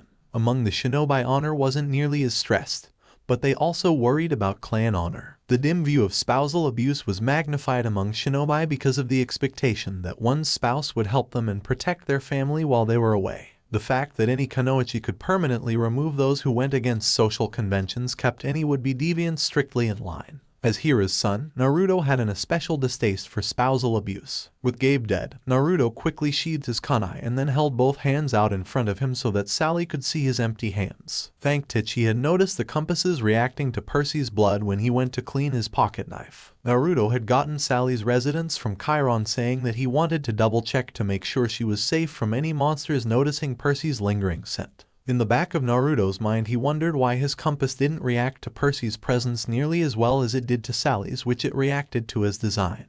Perhaps the ichor in the boy's blood was masking the Selkie blood. That was something for him to think about in the future. "Don't worry, Mrs. Jackson. I'm a half-blood and I'm here to help you." Naruto paused for a moment and then added, "Don't worry about your son. We got Percy out Yancy during the attack and have safely gotten him to Camp Half-Blood." Sally frowned as she looked at the unknown to her half-blood. She was shocked how he had appeared after killing Gabe. Not that she was particularly upset at Gabe's demise. The man's only good quality was that his scent was able to protect her son for all these years. She had seen drug dealers and gang leaders around the neighborhood who were better men than Gabe, and those were some pretty nasty individuals. Sally looked up at Naruto and asked with just a hint of nervousness, "Who are you and why are you here?" Naruto gave her his usual friendly smile as he got off of Gabe's corpse. Personal opinions of the man aside, Naruto was not about to disrespect a dead man in any way if he could avoid it. He calmly said, "My name is Naruto Uzumaki. Officially, I'm here to check on your safety. A dragon recently attacked Yancy, apparently drawn in by your son's half-blood scent. I and several others wanted to check on you to make sure that you were safe from any monster attacks as well. Unofficially, I'm here to fulfill a quest given to me by your great-grandfather Connor MacLeod to ensure your safety. Your son isn't the only one to have a mythically inclined family tree." Percy was still trying to wrap his head around everything Naruto had told him during his impromptu lecture on the way to Camp Half-Blood. Seeing Naruto disappear in a flash of light only reinforced to Percy just how strange things were now. If that wasn't enough to hammer into Percy's head that his previous view of the world was long gone, Gover provided another example by taking off his shoes to reveal goat hooves, reinforcing his claim to be a satyr. At least Percy was able to remain calm as he got out of the van and got his first look at the big house. The house itself didn't stand out as something you'd expect to see for a hidden mythical training camp. While Percy was taking in the sights, Chiron got out of the van and walked over to Percy. He then put his hand on the boy's shoulder and said, "I know that you're overwhelmed by everything you've learned today. Gods know that I was hoping to ease you into our world, but unfortunately that wasn't in the fates planned for you. Don't worry about your mother, as I'm sure she will be fine." Naruto was just concerned for her safety, since neither of us expected a dragon to hone in on your scent. He was raised as an orphan since his father died the day he was born, and his extended mortal family was sadly wiped out in a war. Because of this, he is very protective of campers and their families. Even if something were to go after your mother, I know that Naruto will be able to handle the problem. That bit of news made Percy feel better. A small part of him was starting to worry about his mom's safety. Smelly Gabe not so much. Percy was pretty sure he wouldn't be too upset if a monster turned his stepfather into a stone statue. Suddenly a question popped into Percy's head and he blurted out, "How did Naruto just disappear like that? Is it a special half-blood ability that's taught here?" Chiron chuckled, glad to see that Percy was starting to ask questions. He had been a bit sad that Percy was not the most attentive student back at Yancy. But to be fair, the mortal educational system wasn't really tailored to help half-blood learn given their special needs. With a little bit of luck, Percy would keep asking questions and become a more attentive student. But until then, Chiron had a curious student to teach. Naruto's a unique half-blood in that he actually comes from another version of Earth, and was brought over here by his mother for his safety. Over there, people are apparently closer to the mystical side of the world and developed abilities that seem almost magical that are collectively known as ninchu. Naruto's people are also apparently less technologically advanced than mortals here, so it all balances out. Ninchu has several different areas of study, but all of them are made up of techniques known as jutsu. You'll learn more about ninchu and its disciplines as part of your education at camp. Naruto and his mother discovered that half-bloods and most woodland spirits like nymphs and satyrs can use the ninchu arts, since they also have the special energy that the regular mortals in Naruto's world possessed. He disappeared, as you put, by using a high-level jutsu that lets him teleport to places he's previously marked. His mortal father was also famous in Naruto's homelands for using that jutsu. Percy blinked his eyes as shock. Normally, he would have thought that people from alternate Earths was something straight out of a comic book and couldn't happen in real life. Fortunately for Percy, his sense of reality was currently sitting in a corner of his mind, crying its eyes out, allowing him to accept what he was being told. And he had seen the older teen disappear in a flash, so Chiron's explanation wasn't that hard to swallow given the former impossibility Naruto demonstrated. Percy's ADHD mind then locked onto one fact Chiron had told him: Naruto's mortal father. "You mean his mother's a goddess?" Chiron let out a slightly nervous chuckle and replied, "Naruto's divine parent is his mother, and a rather surprising one at that, given that we all widely thought that she'd never have a half-blood child. A friendly bit of advice for you, Percy: don't be indefinitely don't act surprised that there are half-bloods with divine mothers. I know that almost all of the famous half-bloods known to mortals except for Achilles had divine fathers, so it is a somewhat understandable error to make. However, that tends to be a sore spot for most of the goddess's children, and mentioning it is a good way to get on their bad side." After saying that warning, Chiron became a lot more chipper as he continued to speak. "Now then, Percy, we need to introduce you to Mr. D, who the camp director here at Camp Half-Blood. Mr. D is the god of wine, so please be respectful of him.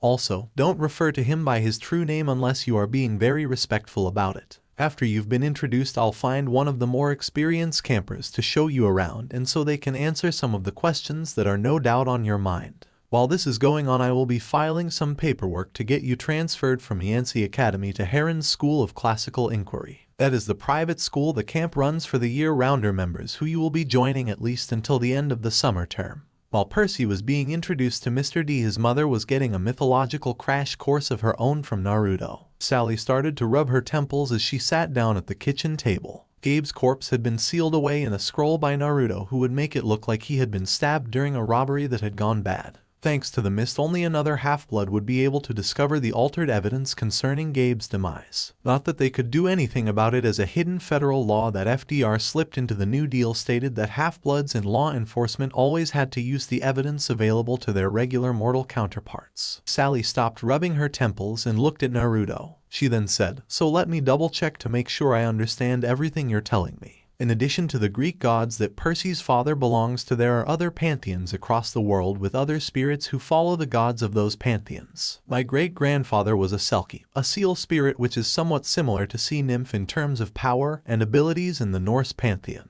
There was a pause as Naruto unsealed his records of Connor MacLeod's family tree, which ended with Sally's mother, who was the youngest of Connor's granddaughters. It wasn't really needed since Naruto had explained the blood tracking seal to her earlier, but the extra evidence was nice to see. In a calm manner that only a mortal mother of a half-blood could possess when it came to the bizarre, Sally continued.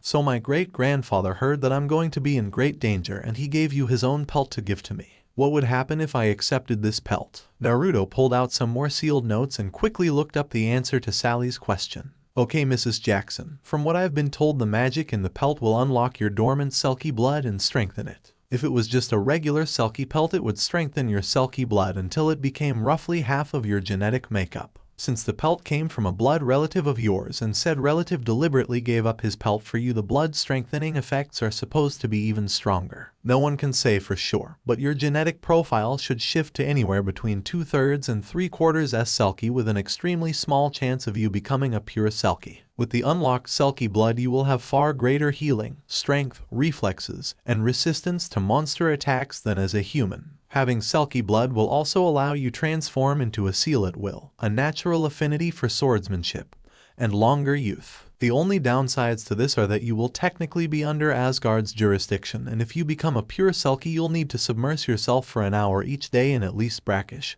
preferably salt water. Pure Selkies will weaken if they aren't submerged in brackish or salt water every day, and will die if they go without being submerged in those kinds of water for 3 days. The abilities that Naruto mentioned to Sally were rather tempting to her, as they would help her protect Percy. For years she had feared what would happen if all her attempts to hide her son failed. As a last resort, she supposed that she could have prayed to Poseidon for aid if Percy was attacked. However, she was worried about the trouble such an action would cause Percy by bringing his existence to the other gods' attention. Sally had always prided herself on handling her problems on her own, so the offer of the strength to protect her son was more tempting than Poseidon's offer to build her a castle under the sea. Besides, Naruto's offer that her great-grandfather had set up for her didn't seem insulting to Amphitrite in Sally's opinion. The Queen of the Ocean might be more tolerant of her husband's indiscretions than her sister-in-law. But Sally wasn't about to use up more of Amphitrite's goodwill than her heart had already caused her to use if she could avoid it. Yet another reason why Sally had deliberately avoided praying to Poseidon if she could. Still, Sally knew her Greek mystical history well enough to know that power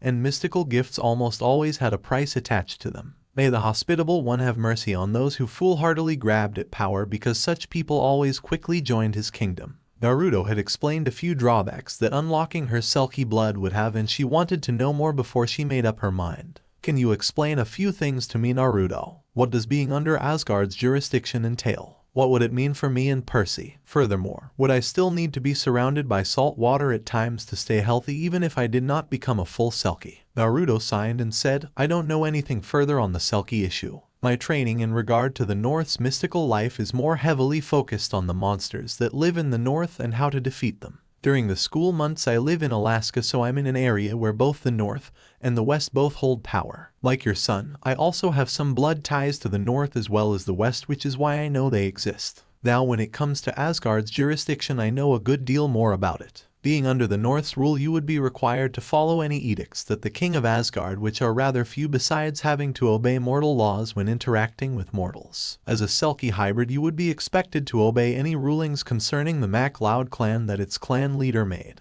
That shouldn't be too hard, since your clan has unfortunately been decimated and scattered because of the wars that have occurred over this past century. It should go without saying, but as a sea spirit you would be under the rule of the Norse sea god Njord. From what I've been told by those in the know is that Njord is a good and just ruler, similar to the Earthshaker in temperament if a touch sterner." Sally was silent for a few moments and then she sighed. Do I have to make my decision now, or can I wait and do some further thinking on my choice? Without thinking about it, Naruto pulled out one of his Hiraishin knives and handed it to Sally. Take as much time as you need to think about this, Ms. Jackson. It is your life we're talking about here. Once you've made up your mind, you just need to throw that knife and I'll be able to appear to hear your answer. Oh, before I leave to take out the trash, let me write down a few books that have reasonably accurate accounts of the Aesir so you can know more about what you're getting into. Annabeth looked at the newest member of Camp Half-Blood and wondered what was so special about him. First, Chiron left for several months to follow up a special lead that a satyr had found.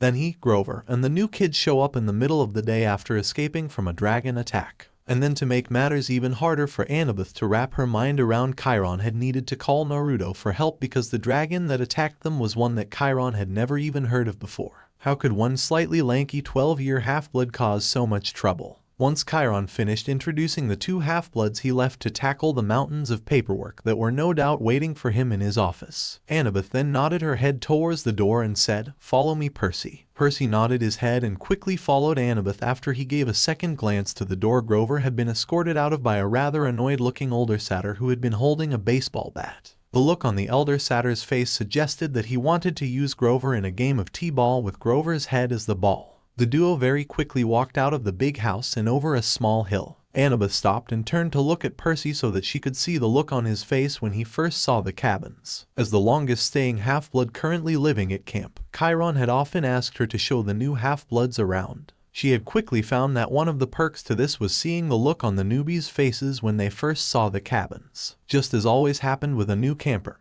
Percy's eyes lit up with amazement and a touch of wonder as he looked at the cabins. Annabeth then became to lecture Percy on what he was seeing. There are 12 cabins in Camp Half-Blood, Percy, one for each of the 12 Olympians. The claimed children of each god or goddess on the council stay at the cabin dedicated to their divine parent. Most of the children of the gods and goddesses not on the Olympian Council, along with half-bloods of currently uncertain lineage, stay at cabin 11 under Lord Hermes' protection, as he is the patron of travelers. That's why he is the second most respected and loved Olympian here at camp. Percy's mind latched onto two things in Annabeth's speech that confused and worried him. He's number 2. Then who is number 1? And you said most children of other gods stay at his cabins. What happens to the rest of the children of other gods? Despite her best efforts, a small smirk appeared on Annabeth's face. Spending so much time around Naruto and his clones had given her a slightly mischievous side. It was fun watching the newbie squirm for a second. Annabeth then ended her fun and explained, the half-bloods of gods and goddesses who are not on the council, and who do not stay at cabin 11 are the children of deities who have very close ties to one of the 12 Olympians. Because of those close ties, the Olympian in question lets those half-bloods stay in their cabin as a favor to their parent and Lord Hermes. There was a son of Lord Asclepius in camp during my first year here who stayed at cabin 7 since Lord Apollo is Asclepius's father and both of them are gods of healing.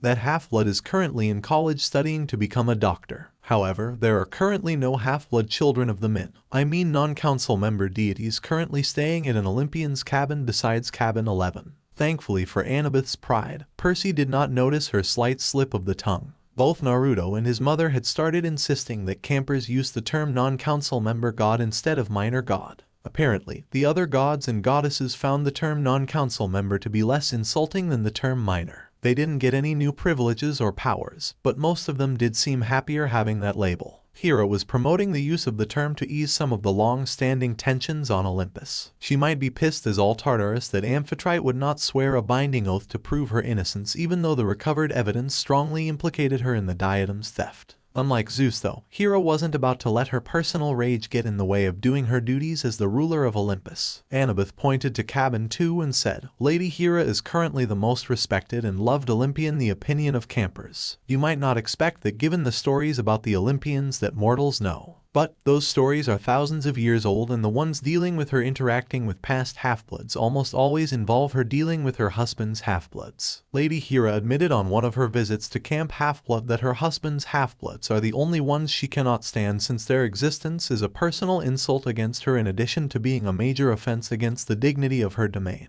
There was a small pause as Annabeth waited for Percy to absorb what she said. It had been relatively easy for Hera to warm up to the members of Cabin 6. Since Athena was a single goddess, her children were only illegitimate as opposed to other cabins who were both illegitimate.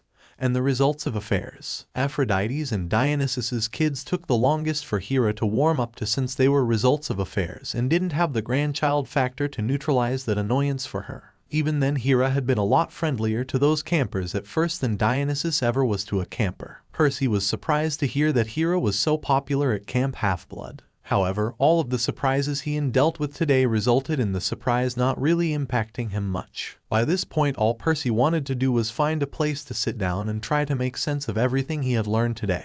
At least Annabeth seemed to be a friendly person to help him sort all of this out. Naruto worked his way through the sky and rage dance so that he could reflect on everything that had happened since he rescued Chiron and Percy several weeks ago. Escalip had declared that Naruto had mastered the sky and rage dance for sage training purposes and had already taught him a few more dances. However, Naruto had found that this dance was a good way for him to relax and let his mind wander whenever he needed to think about things. Meditation had always been hard for Naruto back in the elemental nations because he was always a very active person. It had taken him years to learn how to meditate to a point most people could reach in a few weeks or months. Thankfully for Naruto, his preparation to be a sage on Earth had given him access to a form of meditation that was more suited to him. Sally Jackson had accepted her great-grandfather's pelt after almost 2 weeks of deliberation on the matter. The now 3/4 Selkie had also moved to the same town Naruto was living in.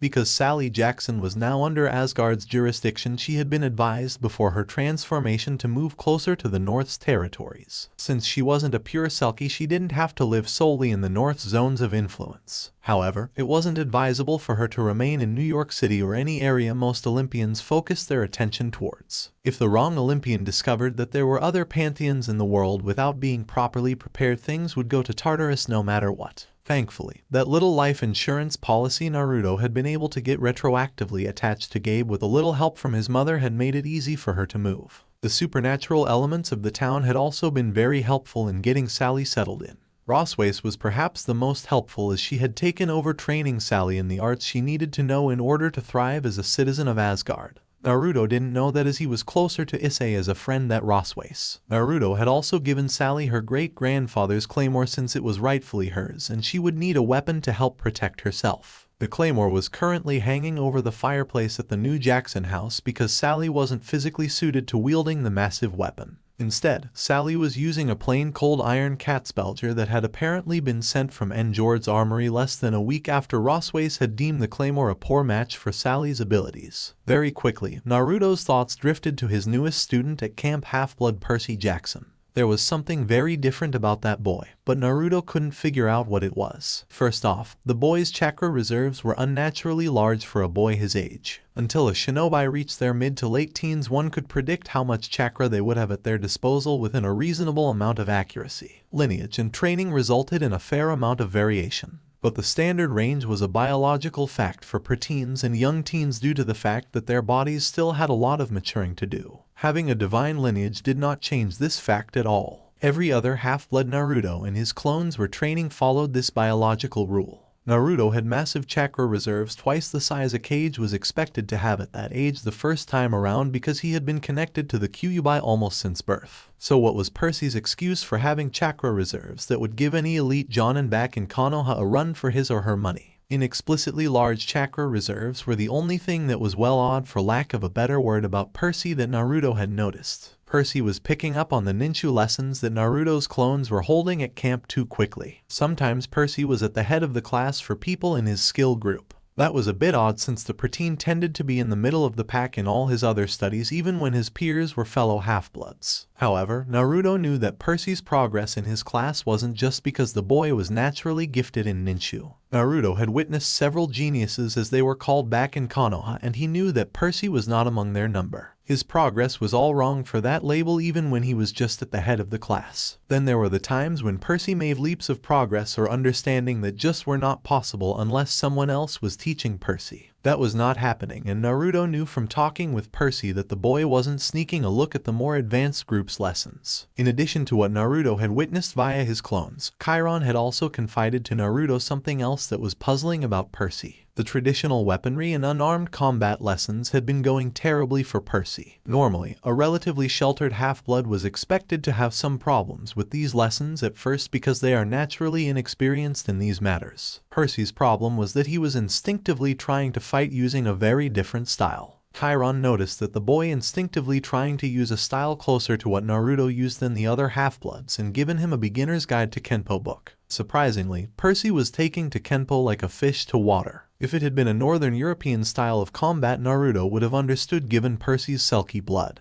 But why by Tartarus did Percy have the instincts for an East Asian style of combat? This train of thought was abruptly cut off by Naruto as he sensed Escalep running towards him with an aura of worry that had a touch of genuine fear mixed in it. Naruto immediately stopped his meditative kata and turned towards the woods that his mentor soon came running out of. Escalep stopped a few feet from Naruto and said, "Thank the Great Spirit you're here, Naruto. We've got a massive problem on our hands. Earlier today I got a message from Sun Wukong, who's my contact with the Eastern Pantheon. You like him as he's a joker that's very protective of those he considers precious to him. In fact, you remind me of him quite a lot, which is probably why I put up you and your stupidity when it comes to certain goddesses." Escalep got a hard glare from Naruto along with a fairly respectable amount of killing intent. The coyote spirit's perverted remarks about Naruto's two goddess friends, one of whom he had privately agreed to marry, was really getting on his nerves. Escalep sighed and quickly apologized. "Sorry Naruto, I was just trying to lighten the atmosphere because Wukong's message is extremely alarming. The Yada no Kagami, the real one and not the fake one the Japanese made to replace it when the Eastern Pantheon decided to put it under their direct protection in 1040, is missing. Furthermore, the Eastern Pantheon has detected that it has been moved to somewhere outside of the East's control. Something is masking the movement of the Yada no Kagami. The regents have also just learned that the Yada no Kagami will be showing up somewhere in the United States sometime over the summer. Its foreign nature and the masking effects it's under make it impossible for even the fates to see more clearly precisely where and when it will show up." The coyote spirit sat down and started to shiver slightly from fear. He looked straight into the slightly confused and worried eyes of his student and started to explain things. The Eastern Pantheon, specifically the Kami subsection, has a special set of magical items known as Shinjukayo or deity, and beast mirrors in English. The most basic of these mirrors allow one to see through any illusion. More powerful versions can dispel any illusion or falsehood that is within their reflection.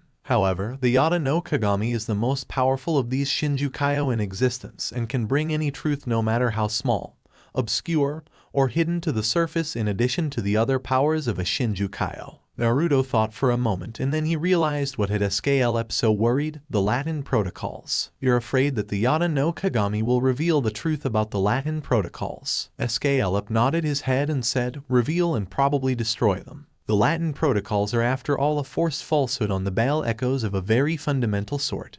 Who and what they are. The chance that the Yada no Kagami bringing the Baal echoes up the surface becomes even more likely when you consider how certain practices that strengthen the Baal echoes has crept into Western society over the past century." The Council of Regents was rather annoyed with many mortals over the attacks on traditional morality and values. Those values had been chosen as the bedrock of Western civilization because they provided morals that are aligned with the basic rules set down by Attic Yaman to the four kings about how humans and gods were to behave. They were also refined during the Hellenistic age to be better suppressants on the Baal echoes kept locked away by the Latin protocols. A frown appeared on Naruto's face and he asked, "How can we deal with this Yada no Kagami? I'm assuming that since I'm the only half-blood from the West to my knowledge that knows about the Council of Regents that I'm going to have to deal with this item." Escalep sighed and answered his pupil, "First we need to know when and where that Yada no Kagami enters the West. Most likely we'll contact your mother through the fates to issue a special quest to have you search for the mirror. That is going to be fun as things are looking like your mother's diadem situation will have to be solved by a quest as well. Some members of the council are also trying to find out if whoever is behind the theft of the Yada no Kagami has any connection to the diadem's theft. Taking such a valuable artifact from its secured vault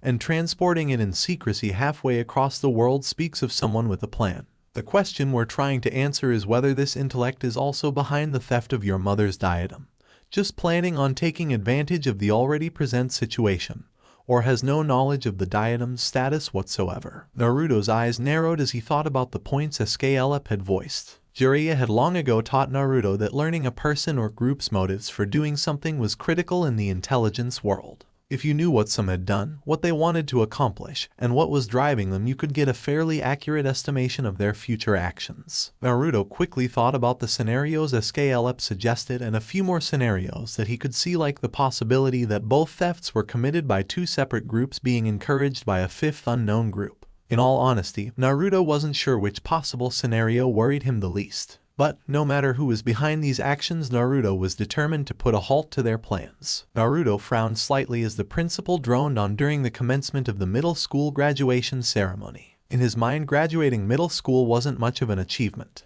It wasn't that difficult for Naruto even without factoring his horde of cage bunchins doing his homework. Biology, mathematics, chemistry, and the sciences in general were the same on Earth as they were in the elemental nations. English and history took a bit of effort, but nothing strenuous to Naruto. School for him was simply a place for him to acquire the skills and knowledge helpful for him to blend in with normal mortal society. He still had at least a decade to go before he could hope to return to Konoha based on what his mother had last told him. At least Naruto didn't have to worry about finding a job to support him once he was 18. He was already making a fairly generous amount of money teaching Camp Half-Blood alumni how to use chakra. Then there was that dragon hoard he got from the Zime Goronich. That cave had an emperor's ransom in gems, diamonds, old coins, gold bars, and even reams of paper currency thanks to a few lost armored cars. Added to the mortal money were the heaps of hack silver, drachmas, and strange coins which SKLF later informed Naruto were denarii used by the Romans. The only problem Naruto had at the moment when it came to money was figuring out how he was going to launder all of it. His current idea involved using the mist to create a one-time lottery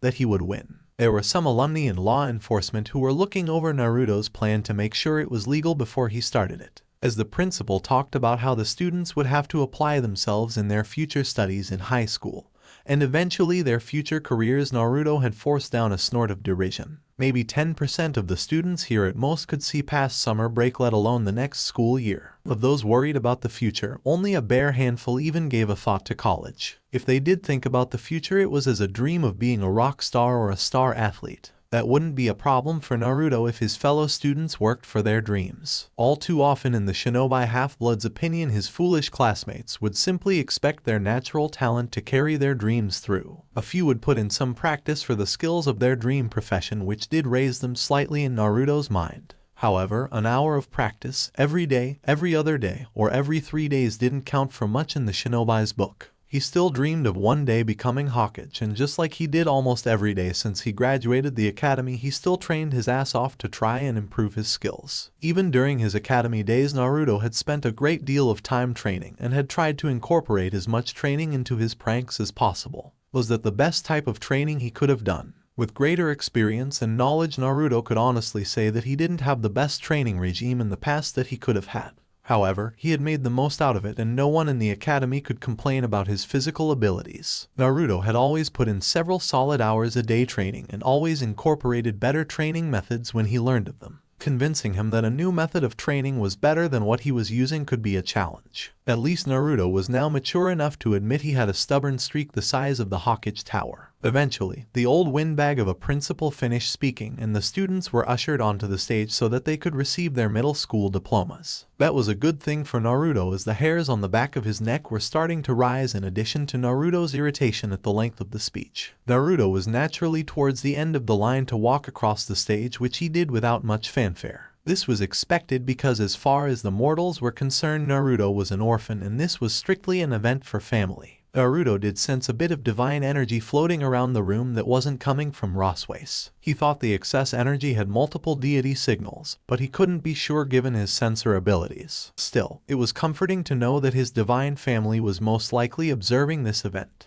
As Naruto sat back down, he noticed a spike in the background divine energy and frowned. It didn't make any sense for the divine energy he was sensing to be increasing. If anything, the energy should be dropping since his part in this ceremony was over and his divine relatives probably had a lot of other tasks to deal with today. It couldn't be a monster, as their energy was vastly different than any deity from any pantheon that Naruto had ever encountered. It was also impossible to alter an energy signal like chakra or divine energy. You could hide it, you could even mask it with another energy if you had the skills to store the other energy, but you couldn't alter it. Things became even more worrying when Roswace suddenly snapped her head to the right and frowned. A second later, Naruto realized that the surge in divine energy was coming from that direction. He focused his sensing abilities in that direction and his eyes narrowed as the rapidly rising divine energy became laced with aggression. Immediately after the energy became aggressive, every animal in sight started to flee. Mortals around Naruto started looking at the fleeing animals in confusion. They couldn't see any reason for every animal in sight to get up and flee to the left like the hounds of hell were after them. Apparently animals have better survival instincts than humans, because moments later the ground started shaking. Someone in the crowd shouted out earthquake and everyone started to panic. This wasn't one of the minor earthquakes that they had to deal with every so often. This was a massive earthquake that causing the buildings to visibly shake up, down, back, and forth. The streets were cracking and underground pipes were erupting from the stress they were under. After one particular shake in the quake, Naruto caught sight of the sky and his eyes widened in shock. Under divine influence, the sky turned from clear blue into an angry aurora with dozens of lightning bolts striking between the alternating streams of colors. However, the aurora storm was not the most frightening thing in the sky for Naruto. What really was frightening for the battle-hardened shinobi was that the sun and the moon had jumped their usual paths and had come together in an unexpected and unnatural eclipse. Unlike regular eclipses, the moon in this one was shining brightly like a full moon. Then there was the fact that the moon and the sun were constantly circling back and forth. For a few seconds the sun would eclipse the moon, letting out a furious corona of energy, and then the moon would force it out of sight only for the cycle to quickly start again. While Naruto was trying to make sense of this divine act, Roswace was trying to mitigate the damage around her. Not an easy task for her, since as a Valkyrie she was equivalent in power between a nymph and a minor goddess in the West. When one factored in the fact that Roswace was only a couple of centuries old, things became even worse for the young chooser of the slain, as her powers were closer to nymph levels than they were to minor goddess. Roswace pressed her hands against the ground and started to send out pulses of her own divine energy. These energy pulses canceled out some of the divine energy coming from out of town, drastically reducing the intensity of the earthquakes. Other deities that happened to be within a couple hundred miles started to respond to the divine cataclysm in a similar manner, mitigating its effects on the mortal world. The young half-blood quickly noticed what his former teacher was doing and tried to think about how he could help out as well. However, before Naruto could come up with a plan, he senses an utterly gargantuan surge of divine energy. This new energy completely drowned the previous energy. Seconds later, everyone heard an enraged and protective matronly voice bellow out, "What the Tartarus do you two bitches think you're doing?"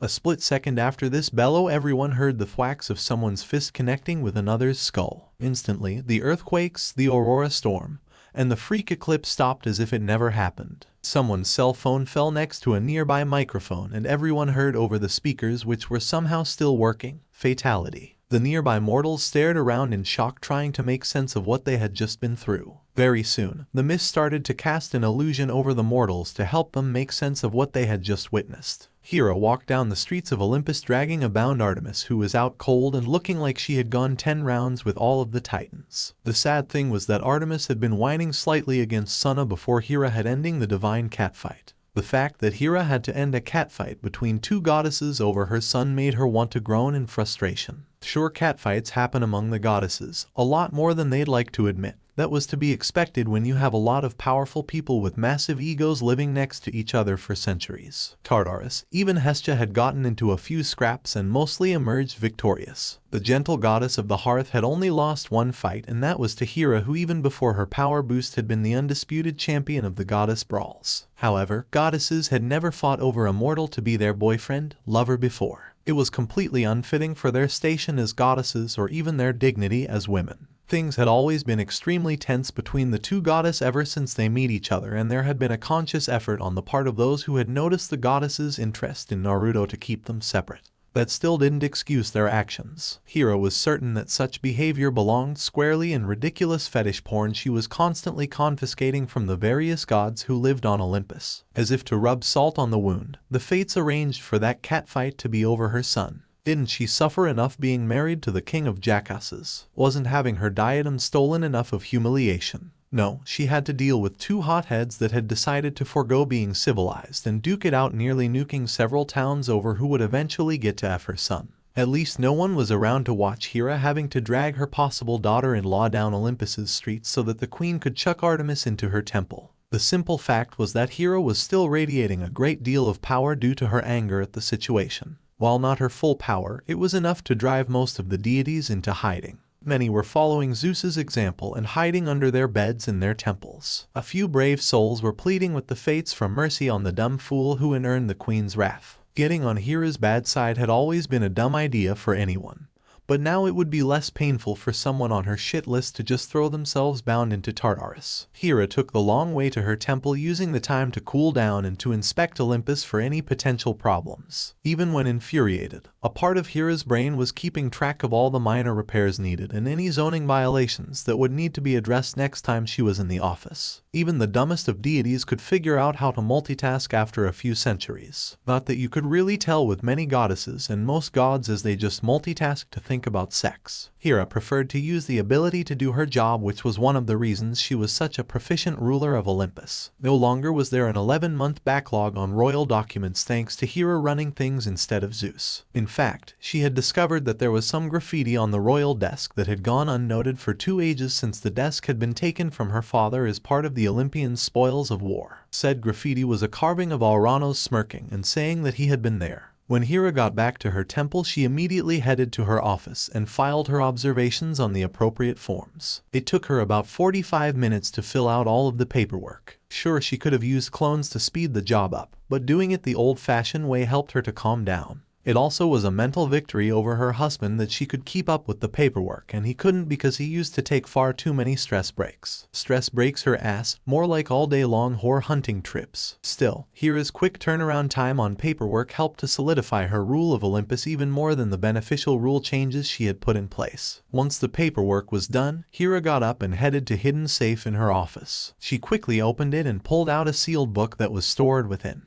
After Hera learned about the Council of Regents that night from Naruto, she had sought them out. The council had been surprisingly easy for her to find, but then again they knew that she would be searching for them thanks to the fates, and they had allowed themselves to found. Things had been a bit tense at first for Hera and the council, even though it wasn't as tense as when she learned about Asgard. A quick agreement was made and Hera was made part of the council in return to helping to keep the Olympians subsection of the West from causing problems. The book in her hands was her copy of the translated Great Spirit's Codex, which Alranos had left to the Fates before his disappearance. The original was written in a language that only Yaman and the 4 kings could easily understand among deities. The Fates were able to learn the language thanks to their position as overseers of destiny. Something in how Yaman created the various deities made them unable to learn that particular deities outside of the kings, the fates, and the fates' counterparts. Many on the council figured it was a subtle reminder that even though they were deities, they were not all powerful. The fates actually had to translate the original codex into a mortal language that was descended from the language of the codex and then translate that copy into Greek. Hera quickly unlocked the book and opened it to the section that had concerned her the most since she found out about the codex. As she had often done before, the Queen of Olympus read the passage. By this sign shall you know that the trials will be upon the west. A pure deity twice born to the lords of harvest shall give birth to a babe with mortal flesh and divine soul. Sun and moon struggle where forefathers' land meets forefathers for the right to shed innocence's blood. The great bear's wrath calms the heavens and the land.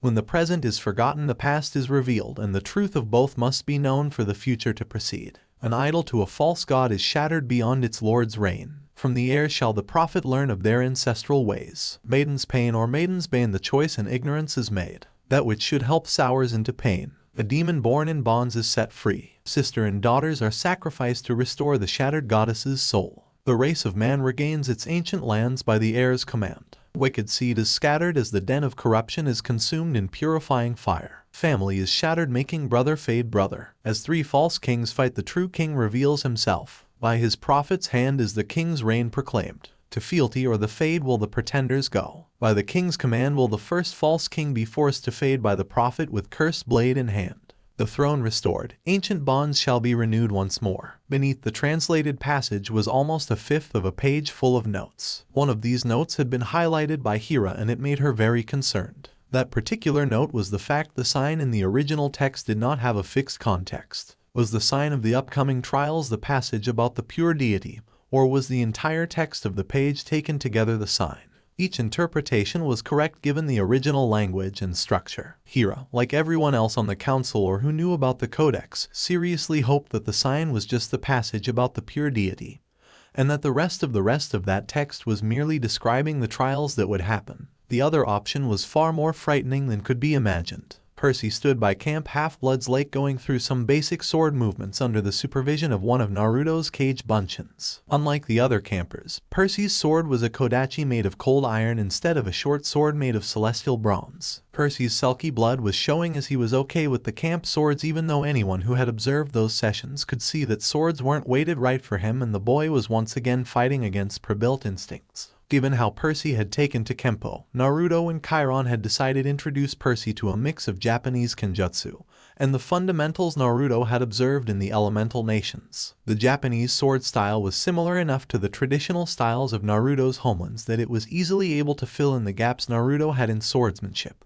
Once again, Percy surprised his cousin and centaur uncle by taking to the different sword style like a fish to water. It was actually a little scary just how rapidly Percy was advancing through the basics of kenjutsu, and his ability to make almost intuitive advancements in the style. At times, Percy's lessons seemed less like a newbie learning the ropes and more like a seasoned veteran going through rehab after a serious injury. Naruto was constantly reminding himself that Selkies had a natural affinity for swordsmanship. However, his gut was certain that something else was contributing to Percy's skills. As Percy went through his kata, he hoped that his father would finally deem his skills good enough to acknowledge and claim him. Okay, so he wasn't the best student when it came to regular classes, and he was a touch slow on the uptake when it came to the Greek mystical side of things. But he was honestly trying. He was doing really great when it came to the ninjutsu classes and in the general physical training now that Chiron and Naruto had figured out that he was better suited for a different style. Naruto had even gotten him the sword he was using as a gift. The older half-blood even got it in a rare metal that could be found up north, which was better suited to the monsters that lived beyond the gods since his mother had moved to Alaska. Wasn't that enough for him to be claimed? Over the past couple of months, Percy had seen several new campers arrive, and several of them had been claimed by their parents. What was he doing wrong that made his father not want to acknowledge him? Naruto frowned and said, "Alright Percy, we're going to take 5 and figure out what's eating at you. It's obvious that something's bugging you." The clone watched as Percy quickly returned his sword to its scabbard, and then the duo sat down next to each other. Naruto put his arm on his upward bent knee and lazily said, "Now why don't you tell me what's on your mind?" Percy sighed and mumbled, "What am I doing wrong? Why won't my father claim me? Does he even remember that I exist?" That thought gnawed at Percy far more than he wanted to admit. His mother had deeply loved and still loved his father. The thought that his mother might have been nothing more than a one-night stand or a tick on some sort of divine scoreboard burned him.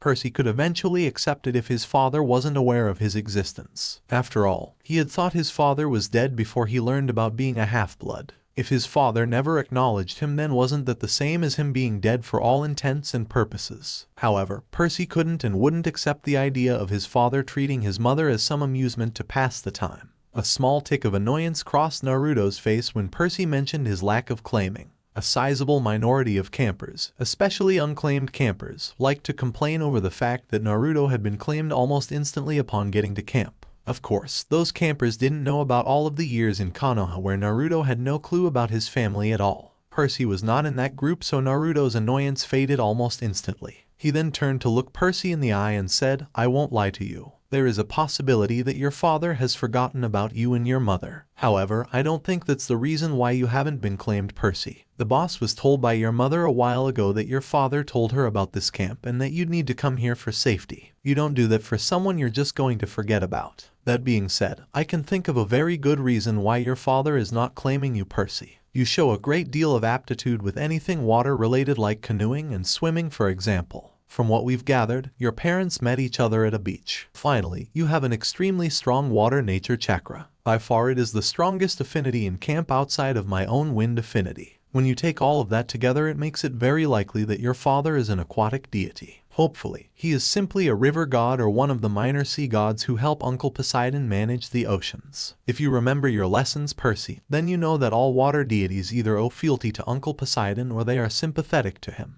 Currently, things are tense between Atlantis and Olympus because of my mother's missing diadem, and the only leads we've found to the thief implicate Aunt Amphitrite. Back when Uncle Z was in charge, if something like this happened to him, he'd be blaming any half-blood who had the remotest connection to the suspect deity and causing all sorts of problems for them. A crackle of thunder boomed overhead, interrupting Naruto. He glared at the heavens and shouted out, 1788. Your favorite wine cup was misplaced for a few weeks by accident. Your rumblings and reprisals led to the final crop failures that helped cause the French Revolution. Camp records have 8 other recorded and confirmed events like this, so I am just telling the facts. Naruto returned to looking at Percy and said with a small smirk, as I said, Uncle Z would be blaming any half-blood who could be remotely connected to the theft if it was something of his and he was in charge. Mom only took over control of Olympus from him less than 2 decades ago. That's not enough time for a deity to unlearn over 4,000 years of experiences. Most likely, your father is waiting until my mother's diadem is found until he claims you, since he's used to that being the safe option to protect you. The older half-blood's words made Percy feel better about his situation. It really didn't make much sense for his father to tell his mother about Camp Half-Blood and how it was necessary for his safety if his father was just going to forget about them. Perhaps Naruto was right and his father wasn't claiming him because his father thought that he'd be safer unclaimed for now. If that truly was the case, then Percy had no reason to complain about his lack of claiming. But Percy still wished he knew who his father was. He should have learned by now to be careful about what you wish for. Artemis was recuperating from her fight with Sunna in her private bathing spring at her temple. Thanks to some stockpiled healing elixirs and nectar, she was recovering at a good pace. Her healing might have gone faster if she went to her brother, nephew, or even her grandniece. But doing that practically ensured that details of her recent brawl would get out. Even if she and Hira could keep the other pantheons from being discovered in such a situation, there would still be massive fallout to deal with. Goddess squabbles always caused a lot of headaches and fallout on Olympus. While maybe not as massive in devastation as god squabbles, fights between goddesses tended to have after effects that persisted for years. Goddesses fighting over a mortal, and with her being one of the goddesses involved, Olympus would still be dealing with the after effects by her and Naruto's diamond wedding anniversary if the news of it got out. That's not counting the ruckus Apollo and possibly her father would kick up, since that was a separate headache all on its own that she did not need to deal with. Fates willing, no one noticed Hira dragging her to her temple and she could keep this incident buried. Artemis really wished that this whole fight had never happened, as she was utterly embarrassed to have gotten into a fight with Sunna. Her cheeks turned golden from her embarrassment and rage at herself for fighting with Sunna. It wasn't like Artemis intended to get into a fight with Sunna. She had gone to Naruto's house in Alaska to congratulate him for finishing his current school, and talk about where they could meet up to head to Camp Half-Blood for the summer. Sunna had also come to congratulate him and invite him to see a new movie that had just come out in theaters. The two goddesses had encountered each other at the front door and things had gone downhill from there. Artemis couldn't remember exactly how things had degraded to name-calling or who swung the first punch. Whether that was because of the several dozen headshots she received or she was suppressing those particular memories, the goddess couldn't tell. At this point, it honestly didn't matter which goddess started the fight. Artemis knew that she had the upper hand slightly against Sunna before Hira came and introduced the younger goddesses to her fists. That fact didn't really matter when one considered the results of the fight, but it did act as a bomb on her ego. For the next hour or so, Artemis stayed in her bathing spring, letting its minor healing properties augment the elixirs she took at their required times. Once all of her visible injuries were healed, she carefully stood up. Artemis was still very sore from the fight and knew not to push it. The goddess of the hunt looked down at her body, double-checking for any bruises, and frowned. While she didn't have any bruises, her base form had changed. Deities could take any form they wanted, but they all had a subconscious form that they'd return to when they weren't thinking about staying a particular shape. Artemis's base form traditionally was that of a 12-year-old girl who hadn't started to show any signs of puberty. Her adult form that she took during council meetings was simply a shift to make her stand out less. Now her base form was that of a 15-year-old young woman. Her form was still very athletic and toned from her constant exercise, but she now had hips that showed signs that they would become great for birthing and breasts that had a respectable bust line. Artemis really was annoyed at the breasts. Millennia ago she had gotten tired of Aphrodite talking about how great large breasts were and decided to show her how ridiculous she sounded and changed her form to have multiple gag boobs. Aphrodite got the last laugh on that one though by telling a few mortals about Artemis's gag form. The end result was that Artemis's greatest temple in Ephesus got stuck with its main statue in her honor being made to look like that gag. It took her centuries to live that one down, especially since the mortals didn't get the message when she arranged for that temple to be destroyed twice in the hopes that they'd get rid of that statue. Perhaps it's for the best, Artemis muttered to herself. Staying roughly Naruto's physical age made things easier for her when interacting with her, now less reluctantly on her part, fiancé. Besides, did she really want to risk being accused of being in a relationship with a pedophile? A small shiver crawled down her spine at that creepy thought. It was definitely better in her option that her base form had changed rather than have her name be associated with that word in any way other than smiting. It was just one more thing that she'd have to get used to in her rapidly changing life. In a remote region of Canada, one could hear agonizing and human cries of pain. A village of Laestrygonian giants was under assault by an enemy the Laestrygonians could not see. The village of 100 human-eating monsters was going up in flames as their attacker periodically set the buildings aflame as a distraction. It seemed to the brutes that every time they looked one direction, someone would be attacked from another direction. A few saw a flash of light out of the corner of their eyes, but it was gone before they could react. The vast majority of the attacks on the Laestrygonians were fatal one-hit kills. However, a few of the monsters were lucky enough to avoid an instant death, and were nearly mortally wounded. These Laestrygonians quickly fell upon their dead comrades, desperately consuming their former friends' flesh to enhance their monstrous healing abilities before the corpses dissolved into dust. This act of cannibalism only increased the pace that the Laestrygonians were attacked. As the pace of attacks sped up, the monsters were assaulted by a horrifying pressure that carried the promise of their deaths. Finally, the last Laestrygonian had her head bashed in from behind, and she fell to the ground to dissolve into dust. Naruto stood behind where the monster had stood with his kanabo in hand and a grim look on his face. Naruto looked about the burning village with revulsion clearly on his face. The Laestrygonians had once been a regular mortal people who collectively traded away their humanity for power. Their power was cursed, as in return for their great size and strength the monsters could only sate their hunger with the flesh of sentient beings. For the next few minutes, Naruto stood amid the burning village trying to gain control of his motions. Even if they were the worst sort of monsters morally, the monsters in this village had been living people with hopes and dreams of their own, no matter how dark those might have been. What made the experience all so terrible for Naruto was the fact that the worst had yet to come. These Laestrygonians had been preying upon the nymphs and mortal hikers of the region for months. They had even started arranging nature trips over the internet to bring their meals to them. For the greater good of the mortal and mythological populations, they had to be eradicated. Once Naruto had hardened his resolve again, he started moving through the village using his sensing abilities to try and find any life signs. Titch was in a bitchy mood again, and Naruto sensed almost a dozen more life signs with chakra that matched the Laestrygonian's profile. Naruto quickly tracked the signals down to the basement of a building that wasn't on fire yet, and nearly cried. The life signs he had sensed came from Laestrygonian children, which the half-blood shinobi discovered by looking through a basement window. For a moment, Naruto considered saving the children. They were only kids after all, and perhaps they could be rehabilitated to be part of society. What kind of monster would he be if he killed someone merely because of what they might do in the future? However, these thoughts vanished when Naruto noticed that the children were nervously eating satyr. The look of utter agony on the satyr's face and the signs of struggle implied that the poor satyr had been alive when the children started to eat him. The look on the satyr's face hardened Naruto's heart and allowed him to complete the grisly task at hand.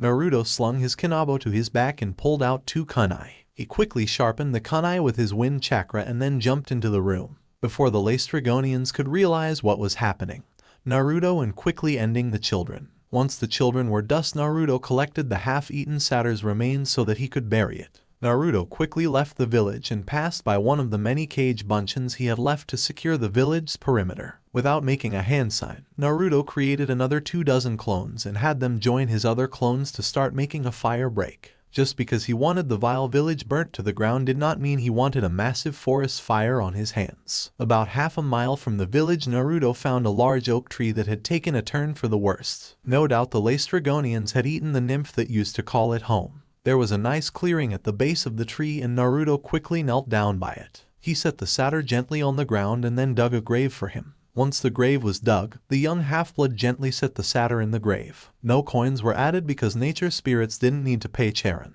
After the satyr was buried, Naruto allowed himself to cry over his actions. Artemis was in her tent having a light breakfast with Zoe. The former nymph looked at her mistress and asked, "What is troubling you, milady? Is Naruto's expected arrival today bothering you?" Like the rest of the hunters, Zoe never felt completely comfortable with Naruto being in their camp. He was a good person for a boy, and he along with his clones always treated the hunters respectfully. It wasn't the difference that Zoe was used to from respectful males, but it was respect nonetheless. Naruto did not look down at the hunters for being girls or get annoyed at them for rejecting the company of men. Such men were extremely rare that they might as well be extinct in Zoe's mind. Still, no matter how good of a person Naruto was, that didn't get rid of the fact that he was a guy who spent a lot of time in the hunter's camp, which was supposed to be a girls-only location. The goddess shook her head. Naruto's arrival today does not bother me. Privately, Artemis was thankful that Naruto either hadn't heard about her brawl with Sana or that he was respectfully keeping quiet about it when he agreed to meet with her for the two of them to go to Camp Half-Blood. Although, you should expect him to be solemn if not glum, because he took out that village of Laconians we have started to hear about last night. Zoe nodded her head and then grabbed a few pieces of cheese. Thanks to that blow-up Naruto had with Annabeth last year, everyone knew about how he felt about taking lives. On the one hand, Zoe and the rest of the hunters could appreciate Naruto's respect for life. On the other hand, it was naively foolish of him in their opinion to give such views to monsters. Monsters that didn't want to hurt half-bloods, mortals, or nature spirits like satyrs or nymphs were even rarer than good men. Zoe could count those monsters with one hand and knew them all by sight, so she didn't accidentally kill them. Still, it was a foolishness that she could tolerate if it helped him stay semi-acceptable for her lady. A small smile appeared on Artemis's face as she glanced at Zoe's surface thoughts. Her thoughts then drifted back to what she was thinking about and sighed. Artemis took a small sip of nectar and then spoke. What is bothering me, Zoe, is the fact that I will only have sons in the future when Naruto and I are married. Thankfully for Zoe's sake, Artemis said that between bites or the lieutenant would have been choking from surprise. While Zoe and the hunters all knew about Artemis's marriage plans for Naruto, none of them had really given any thought to what Artemis being married might mean.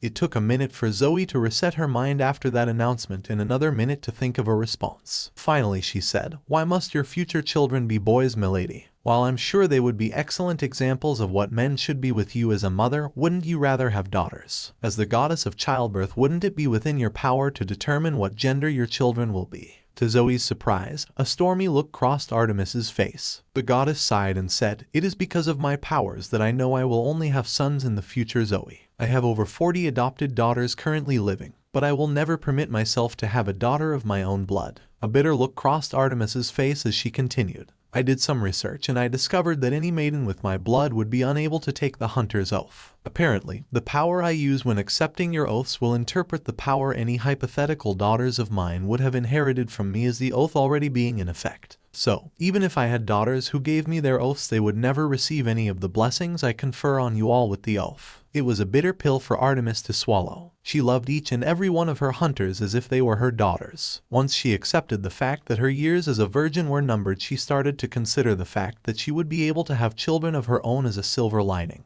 However, that silver lining became bittersweet when she realized that she wouldn't be able to have any blood daughters as her hunters. She also knew that it might cause her to resent her adopted daughters, and so decided she would avoid the problem altogether. Before Artemis could think further on this matter, she sensed a claiming occurring. Despite what many half-bloods thought, a claiming was far more than a holographic symbol of their divine parent. It sent a message to all deities about whom the child was and who their parent was. A small frown appeared on Artemis's face when she learned that Poseidon had claimed Percy Jackson as his son. This was not good. First, there was the fact that the great prophecy was in play again. However, a more immediate concern was the fact that a previously unknown half-blood son of Poseidon would be a reasonable candidate for the diadem's thief. Artemis just hoped that Hera remained less trigger-happy than her father usually was with this news. The next day after Percy got situated in Cabin 3, Chiron knocked on Cabin 3's door early in the pre-dawn morning. Percy quickly opened the door looking a bit disheveled in his pajamas. He then blurted out, "Why are you here so early, Chiron? Breakfast won't be called for another 2 hours." Chiron kept a small smile from appearing on his face at that outburst. "Percy, there's someone who has come to camp to see you. She is waiting for you in the big house, so please follow me. This is very important." These words were like a splash of icy North Atlantic water on Percy, driving away the remains of sleep that had been clinging to him. Percy knew that being the son of Poseidon was not a good thing for him at the moment. With the pledge for no more half-bloods, the mysterious great prophecy revolving around a half-blood like him, and the theft of Hera's diadem, things were not looking good for him. Percy just hoped that whoever had come to see him wasn't going to turn him into a tree. Chiron quietly led his half-blood nephew to the big house and then led him to the side living room, which was rarely used by the campers. Amphitrite was sitting in one of the chairs that were in the living room, looking more like she was on a throne than a simple living room chair.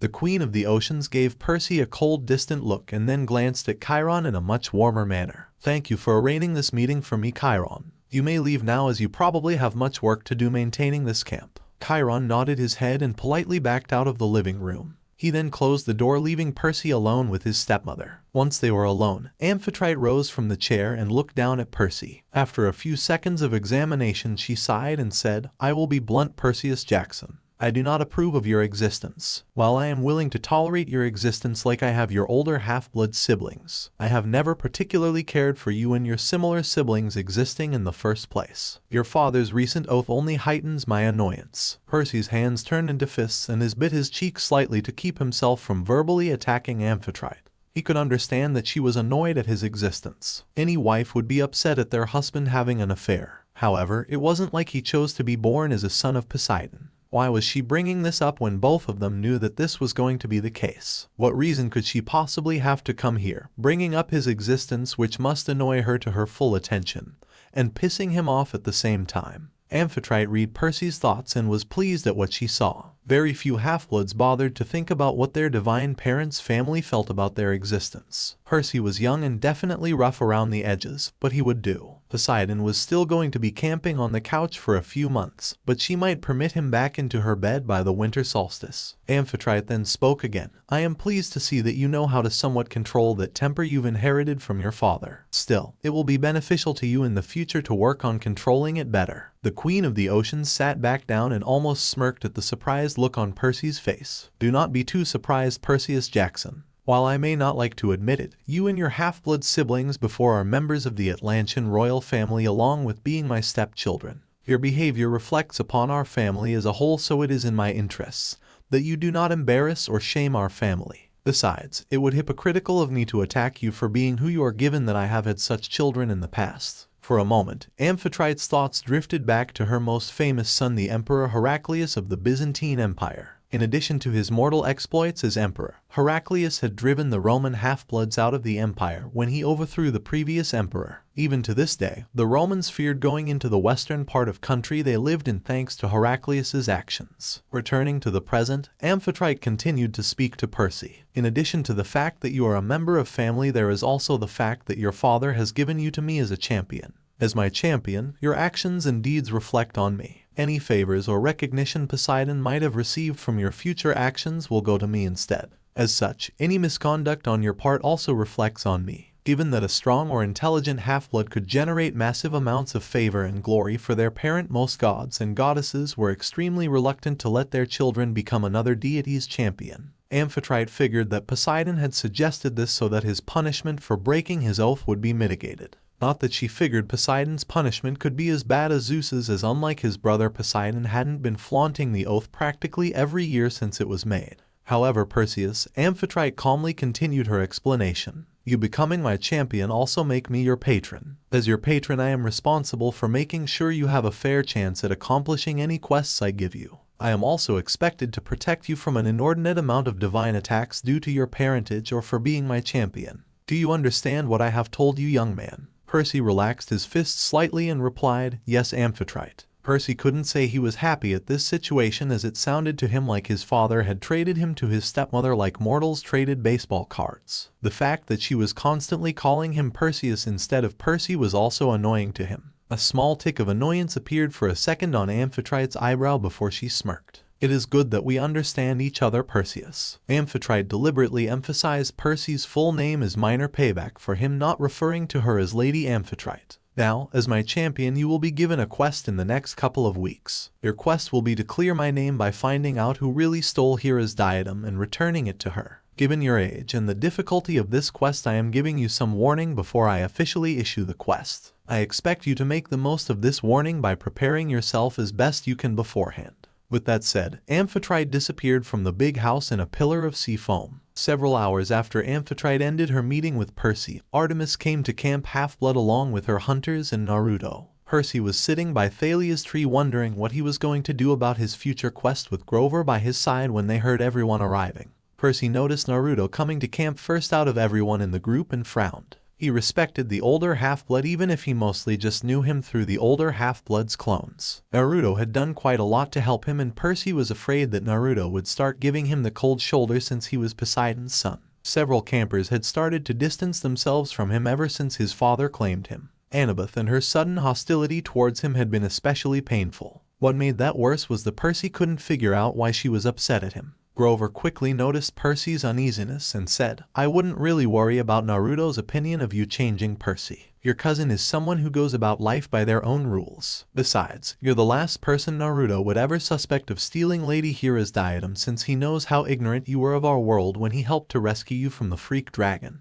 That brought a small smile to Percy's face, and then his curiosity got the better of him. "Grover, why are the hunters of Artemis coming to camp? I understand that they came here for the summer session the past 2 years, but before that they only came by for a couple of days every few years. What changed?" With a slightly immature huff, Grover replied, "Naruto showed up. You know how in the school for half-bloods it's been mentioned that mortals do not always remember the events they dub Greek mythology with complete accuracy, and that there are a few stories that they either never heard of or forgot about. Athena's brain children are one example of this, since their existence was known in the ancient Greek world and then it was lost." Grover then glanced at Naruto riding next to Artemis, giving him a slightly jealous look of a second. Sure, Grover knew he never had a shot at Artemis, but who could blame him for being a little jealous of Naruto? The boy was living every satyr's dream. Grover then shook his head and continued to explain things to his friend. Mortals never heard about this, but there was a time when Aphrodite started to harass the hunters and was making their lives extremely miserable. Artemis decided to put a stop to this by getting Aphrodite drunk and tricking her into a deal. Aphrodite agreed to leave the hunters alone if Artemis agreed to marry the first half-blood son of Hera. Since Hera doesn't run around having affairs with mortals, that is her husband's job. Everyone figured that Artemis got off free with her deal,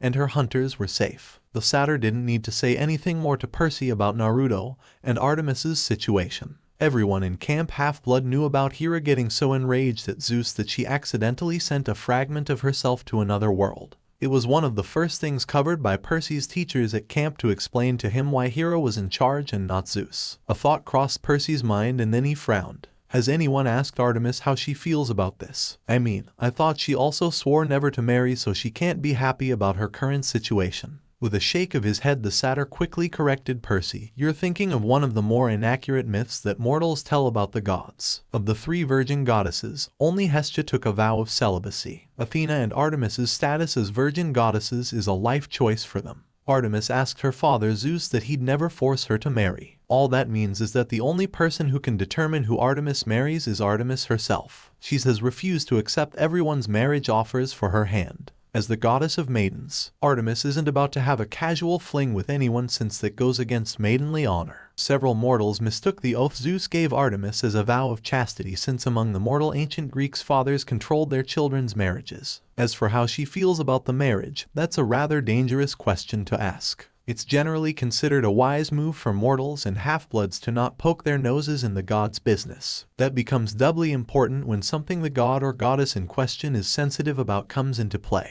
No one can say how she feels about the marriage. However, the general consensus among the older campers and the nature spirits is that Artemis is either taking a neutral or a slightly positive stance to her upcoming wedding. Percy nodded his head and stood up. He then turned to Grover and said, "Well, we might as well go down and greet Naruto." Percy then stood up and started walking to the crowd, with Grover quickly following behind him. The surrounding half-bloods soon noticed Percy's presence and quieted down. Many of them were worried that a fight might break out between the 2 cousins. It had happened before on many occasions in camp that the children would fight when their divine parents quarreled. Naruto shocked most of the onlookers by quickly getting off of Bucephalus and quickly pulled Percy into a friendly hug. After a second, Naruto broke the hug and kept his hands on Percy's shoulders as he moved to stand an arm length away. A smile appeared on the older half-blood's face and he cheerfully said, "Congratulations on your father finally realizing it was safe to claim you cousin. How are you getting used to having a cabin to yourself?" Everyone watched the 2 half-bloods. Many watched in shock while a few watched in amusement as Percy replied in a confused manner, "Ugh, thank you, Naruto. I'm still trying to get used to the new cabin, as it's very different from when I was staying in the Hermes cabin." Naruto nodded his head and said, "I'll take your word for it, Percy. Oh, before I forget, there's something I promised to give you." Naruto quickly pulled out a small scroll and opened it. There was puff of smoke as a large platter of warm, freshly baked blue chocolate chip cookies appeared in Naruto's hands. Naruto cheerfully handed the platter over to Percy, saying, "Here you go. 1 platter of homemade cookies that came from your mother's kitchen, and that was sealed out of the oven. Later at the campfire, Naruto was sitting next to the Artemis and the hunters roasting 6 marshmallows. Each marshmallow was on its own chopstick and Naruto was holding the sticks between his hands like a bizarre Wolverine. While Artemis technically didn't have to be at the campfire as a staff member, she had joined the campfire tonight as she always had. If asked, she would probably claim that she was there to make sure no one tried to start any problems with her hunters. However, practically everyone knew that the real reason for her presence was sitting to her right. As soon as the marshmallows were done, Naruto handed one to Artemis, gave 4 away to the nearby hunters, and kept 1 for him. Percy got up and approached Naruto just as the older half-blood made up a S more. Naruto looked up at his cousin and said, "Hey Percy, are you looking for some more marshmallows to roast? I think we still have a full bag around here somewhere." The younger half-blood shook his head, "Not at the moment, Naruto." He then said in a quieter voice, "I actually wanted to talk to you about an upcoming quest that I've been told I'll have to go on soon. Apparently, my father made me Amphitrite's champion, and as such I'm going to have to find Hera's diadem so that Amphitrite can clear her name of the theft. I was wondering if you wouldn't mind helping me out on that quest when it is issued."